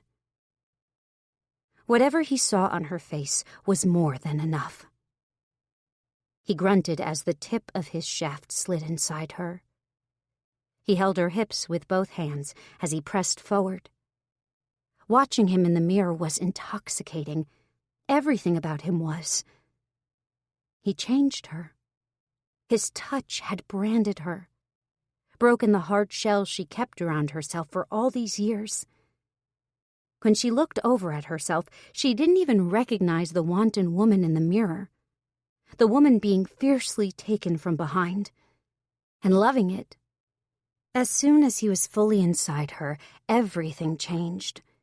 He dipped his hips and circled them, changing the pressure and angle without withdrawing. She would have fallen over at the sensation if he hadn't gripped her shoulder with one hand. His other hand slipped down and under her skirt again, toying with her clit. Oh! He grinned at her reflection in the mirror as he worked her body with incredible skill, taking what he wanted, but giving so much more. His finger picked up speed as he ground himself deep inside her, making her clench down on him without thought. Oh, Kaylee. Yes, babe. That's it. She was whimpering like an animal as he brought her closer and closer until she finally tipped over the edge. Her body shook convulsively as he pumped himself into her with greater force now, rising out her orgasm. She was gripping him unconsciously when she started to come again a few minutes later. She felt his shaft jerk inside her. Then he leaned forward over her, thrusting wildly as he unleashed himself inside her. He didn't stop moving until they were both spent. Then he held himself deep inside her, as her body tugged at his shaft, wanting each and every drop. He kissed her neck tenderly before pulling himself from her body. He bent down and slowly pulled her panties back up from her ankles, smiling wickedly at her in the mirror. She closed her eyes as he adjusted her clothing back to normal. She opened her eyes and looked at herself. You would never know the proper young woman standing there had just screwed like an animal and loved every second of it. Dev was pulling clean clothes on. She noticed he didn't bother with undershorts again. The man obviously preferred going commando. He grinned at her and sat on the bed, patting the spot beside him. She walked over and sat down. "Are you hungry?" "Not really." He put his hand on hers, and she got a terrible feeling that he was about to say something she didn't want to hear. "Kaylee?" "Yes?" "Did Officer Grant mess with you? Or touch you in any way?" She looked at him, surprised by the question. "What do you mean?" "I won't be angry with you, sweetheart. You can tell me. Did he make you do anything?" "No." She looked away and crossed her arms over her chest, suddenly feeling ashamed. She'd done her best to put the whole thing out of her mind, and now he wanted her to revisit it? He put his hand on her back and stroked her soothingly. "Kaylee, you can tell me. I gotta know, sweetheart." She took a deep breath. "He didn't touch me. He just looked at me." She felt Devlin tense up beside her. "What do you mean? Tell me exactly what happened, Kaylee." "He drove me home and he kept saying things about you, about how people call you sloppy seconds sometimes, and he wanted to know if I knew what that meant." Devlin cursed under his breath. "Kaylee." Once the words started, she couldn't stop them from pouring out. "He told me what it meant. He said you had a different girl every night and the rest of the club took them when you got bored with them. He said he'd wait in line for sloppy seconds like me. He told me that I was damaged goods around here now that I'd been with you, but that he wouldn't mind." Devlin's hand stopped stroking her back as she felt him clench his hand into a fist. "Kaylee, I swear to you that this is not like that. You are not like that. Not to me or any..." And then, when we finally got back to town, to my street, he pulled over, and he wouldn't. His hand was back, holding her tightly around the waist, his head leaning into hers, resting it on hers, as if he was trying to absorb her pain. He wouldn't unlock the door. He just looked at me, at my chest, and lower. He just sat there licking his lips and staring at me. Devlin cursed and stood up. "He's a dead man." She swallowed back tears. She hadn't told her mother or anyone what Grant had done, what he had implied that he could and would do soon. "I'm so sorry, baby. I promise you, that will never happen again. He's going to pay for that, in spades." "No, please, I don't want you to get into more trouble. I want you to be safe. Please, don't break the law for me, Devlin." She stepped into his arms and stared up at him. He was furious. His jaw was locked, and the look in his eyes would have been terrifying if it hadn't been anger on her behalf. It was still beyond intimidating. She'd never seen him like this, but she had to make him promise her. She loved him. She couldn't let him do something stupid on her behalf. She loved him. The realization hit her like a ton of bricks. Even after everything, she wanted to be his. "Promise me, Devlin." He took a deep breath and nodded once, sharply. Good. Because I couldn't stand it if anything happened to you. Not because of me. She stood up and walked out of the room. Her pace quickened in the hallway until she was on the stairs, then running through the clubhouse to the street. She was out of the gate and a block away before he caught up, banging on the fence and calling her name. But he couldn't go after her. She'd known that when she ran. The cop car was already parked outside. Chapter 30. Devlin. Fuck this. He stared at the monitor on his ankle. Some lady had come by to strap it on. He'd held still for her, deciding not to fight it, even though all he wanted to do was run after his woman. She had come to see him, and then, poof. After they had made each other come like there was no tomorrow. She'd walked. And he knew why. Fucking Grant and his sloppy seconds. Devlin was beside himself. He walked behind the club and found some old plywood to break. He kicked it until it cracked in half. Then he found another piece. This time he used his fists. After about 20 minutes he looked up and realized he had an audience. Grant. He's done. Jack and Donnie looked at each other. Donnie cleared his throat. You want me to go to Mays tonight? Devlin nodded. He could feel the pulse in his cheek from clenching his jaw so hard. What the hell was he going to do? He felt sick at the thought of Grant treating Kaylee that way, like she was a whore instead of the most perfect woman on earth. His angel. She hadn't wanted to tell him about it. She was trying to protect him, he realized, just the way he hadn't been able to protect her. He walked back into the clubhouse and poured himself a shot of tequila. It was the first of many to come. He started slowly, but worked steadily toward oblivion. He knew that Kaylee wouldn't come back tonight. He was starting to wonder if she'd be back at all.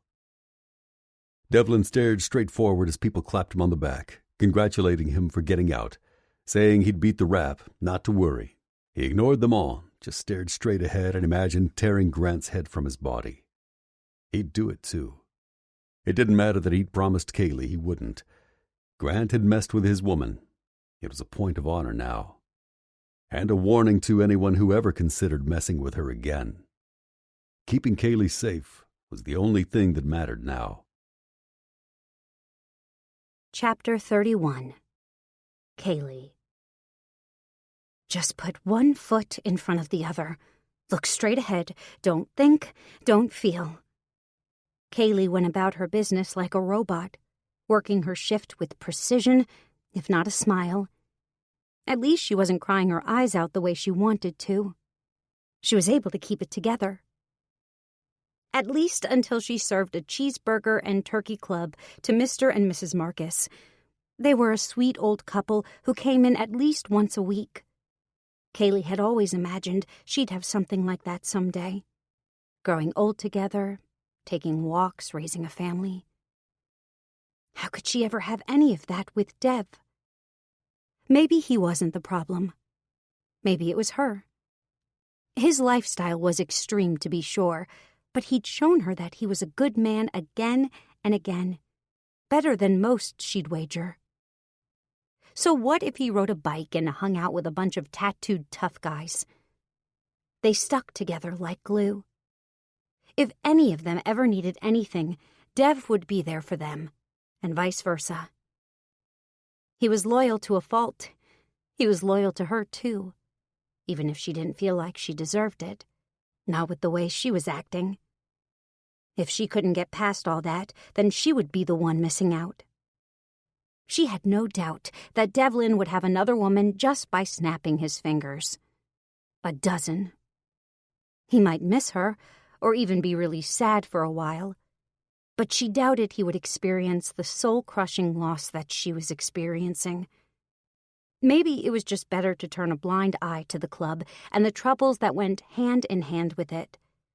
If the cops wanted to harass her, so be it. She would just toughen up. She loved Dev already.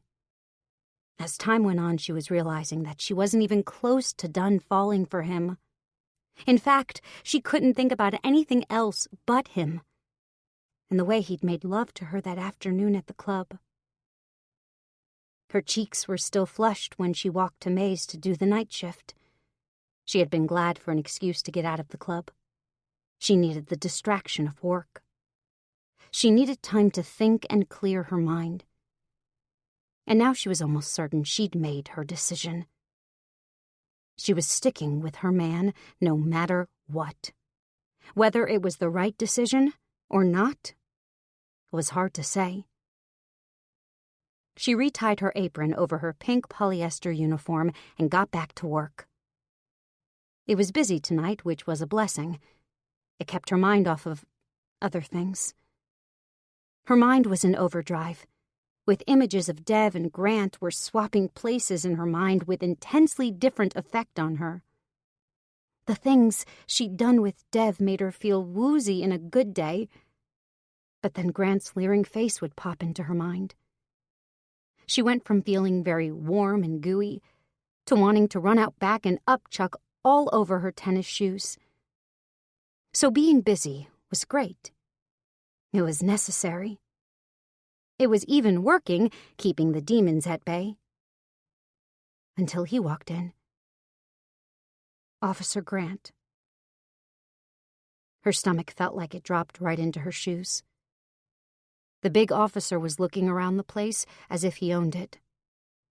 He caught sight of her behind the counter, and his expression changed to one of unconcealed lust.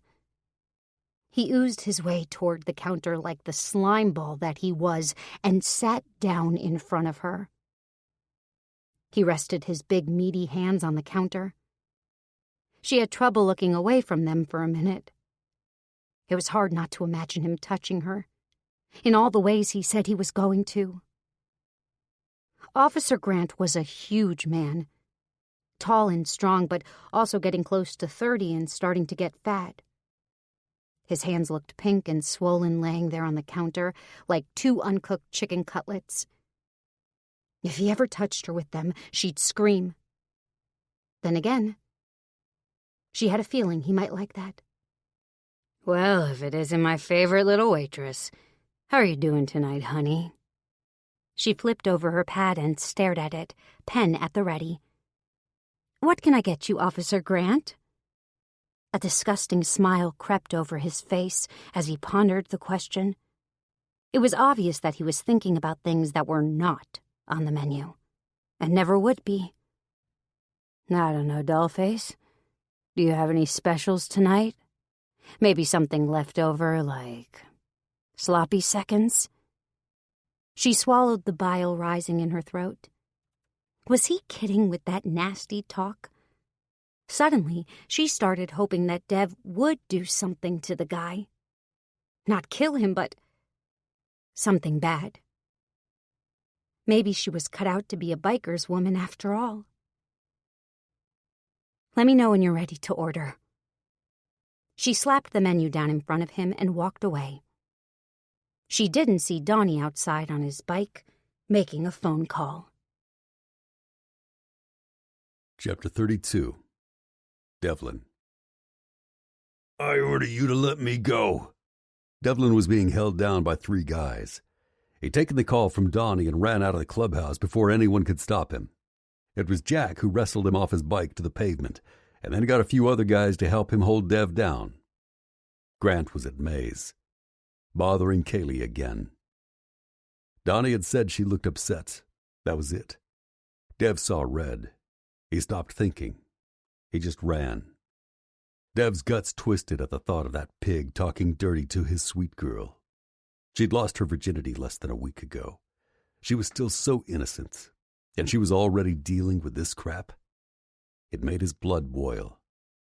Enough so that he was ready to break the agreement of his release. If he left the clubhouse compound, his ankle bracelet would go off, and that would be it. Guaranteed jail time, even though he was innocent. Then he wouldn't be able to protect Kaylee at all, or touch her. Fuck. He nodded curtly, and the guys eased their weight off of him. He stood and brushed himself off, then stalked back inside the club. He got up on a chair and put one of his boots on the bar. Listen up. We're having a club outing. You're all going to Maze for banana splits. A couple of the guys moaned amongst all the cheering. I'm lactose intolerant, Dev. Whatever. Get what you want, Lenny. The point is, that pig Grant is in there right now, messing with my old lady. I can't go anywhere, but you guys can. Dead silence. Then, with a roar, all the guys ran for the door. In unison. The sound of 40-something hogs revving up and hitting the road was like music to his ears. He climbed down and reached behind the bar for a beer. Even the guy manning the bar had gone. Grant was going to love this. Chapter 33. Kaylee. Kaylee could hardly believe her eyes. Maze was full of leather. Kaylee stared around as she rushed to take everyone's orders. There were at least 50 bikers in the diner, all coming within the last few minutes. She noticed that Donnie and Jack had taken seats on either side of a suddenly very nervous-looking Grant. She was worried about getting all the orders straight until she realized they were all getting the same thing. Banana split, extra nuts. Well, all except for one guy who ordered Sprite, mumbling under his breath food allergies. She felt tears welling in her eyes. Dev couldn't have sent a clearer message to Grant. Or to her. She was his. He would protect her no matter what. Donnie was leaning in toward Grant and whispering something in an urgent manner. Jack said nothing, as usual, but was following the conversation closely and nodding. When Kaylee brought Grant his check, she looked at him proudly. Sloppy Seconds didn't get this kind of protection. She was one of them, for real. Anything else, Officer Grant? He shook his head no and reached for his wallet. No, thank you. Jack grabbed his hand, twisting it hard, while Donnie grinned up at her and winked. Sorry for not treating you like a lady. She nodded at him regally. I accept your apology. Just see that it doesn't happen again. To any woman. He nodded eagerly while his wrist was slowly wrenched underneath the counter. And tell Dev, she cocked an eyebrow at him. The charges are dropped. Jack released his hand. With a whoosh of air, he stood and dropped $20 on the counter. In less than 30 seconds, he was gone. A huge cheer went up from the crowd, bikers and staff alike. And then one of the prospects came behind the counter to help her dole out ice cream for everyone. The only thing missing was Dev. Chapter 34. Devlin. He was waiting for her when she walked into the clubhouse. It was after midnight, but he'd already talked to Mama. Kaylee had finished her shift later than usual. There'd been a lot of ice cream bowls to clean. Jack had waited while Donnie went back for her with Dev's SUV. There was a nervous knot in the pit of his stomach as she walked toward him through the crowd of bikers. They all smiled at her as she passed. She was one of them now. They loved her as much as he did. Love. There it was again. No point fighting it now. He loved this woman. He was hers, hook, line, and sinker. Finally, she stood in front of him. She didn't smile or kiss him. She just raised her chin and stared him right in the eye. I didn't know if I wanted this kind of life. His chest felt like it might explode, but he forced his voice to remain steady. I understand. I won't be mad if this isn't what you want, Kaylee.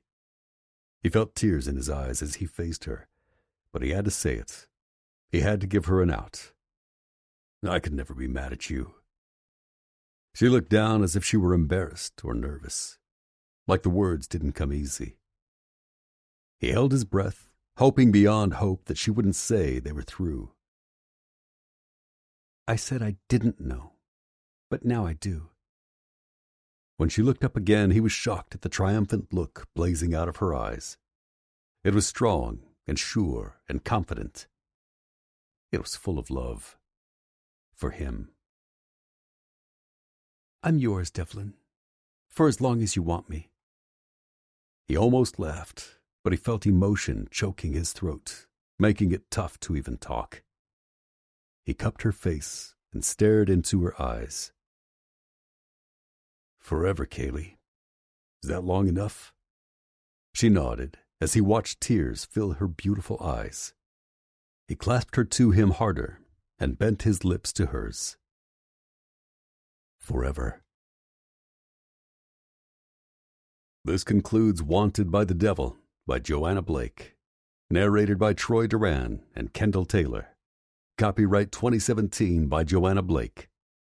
This unabridged audiobook is published by arrangement with Joanna Blake, care of Hirschman Rights Management, LLC, and was produced in the year 2018 by Tantor Media, Incorporated, a division of Recorded Books, which holds the copyright thereto. Please visit Tantor.com for more information on our growing library of unabridged audiobooks.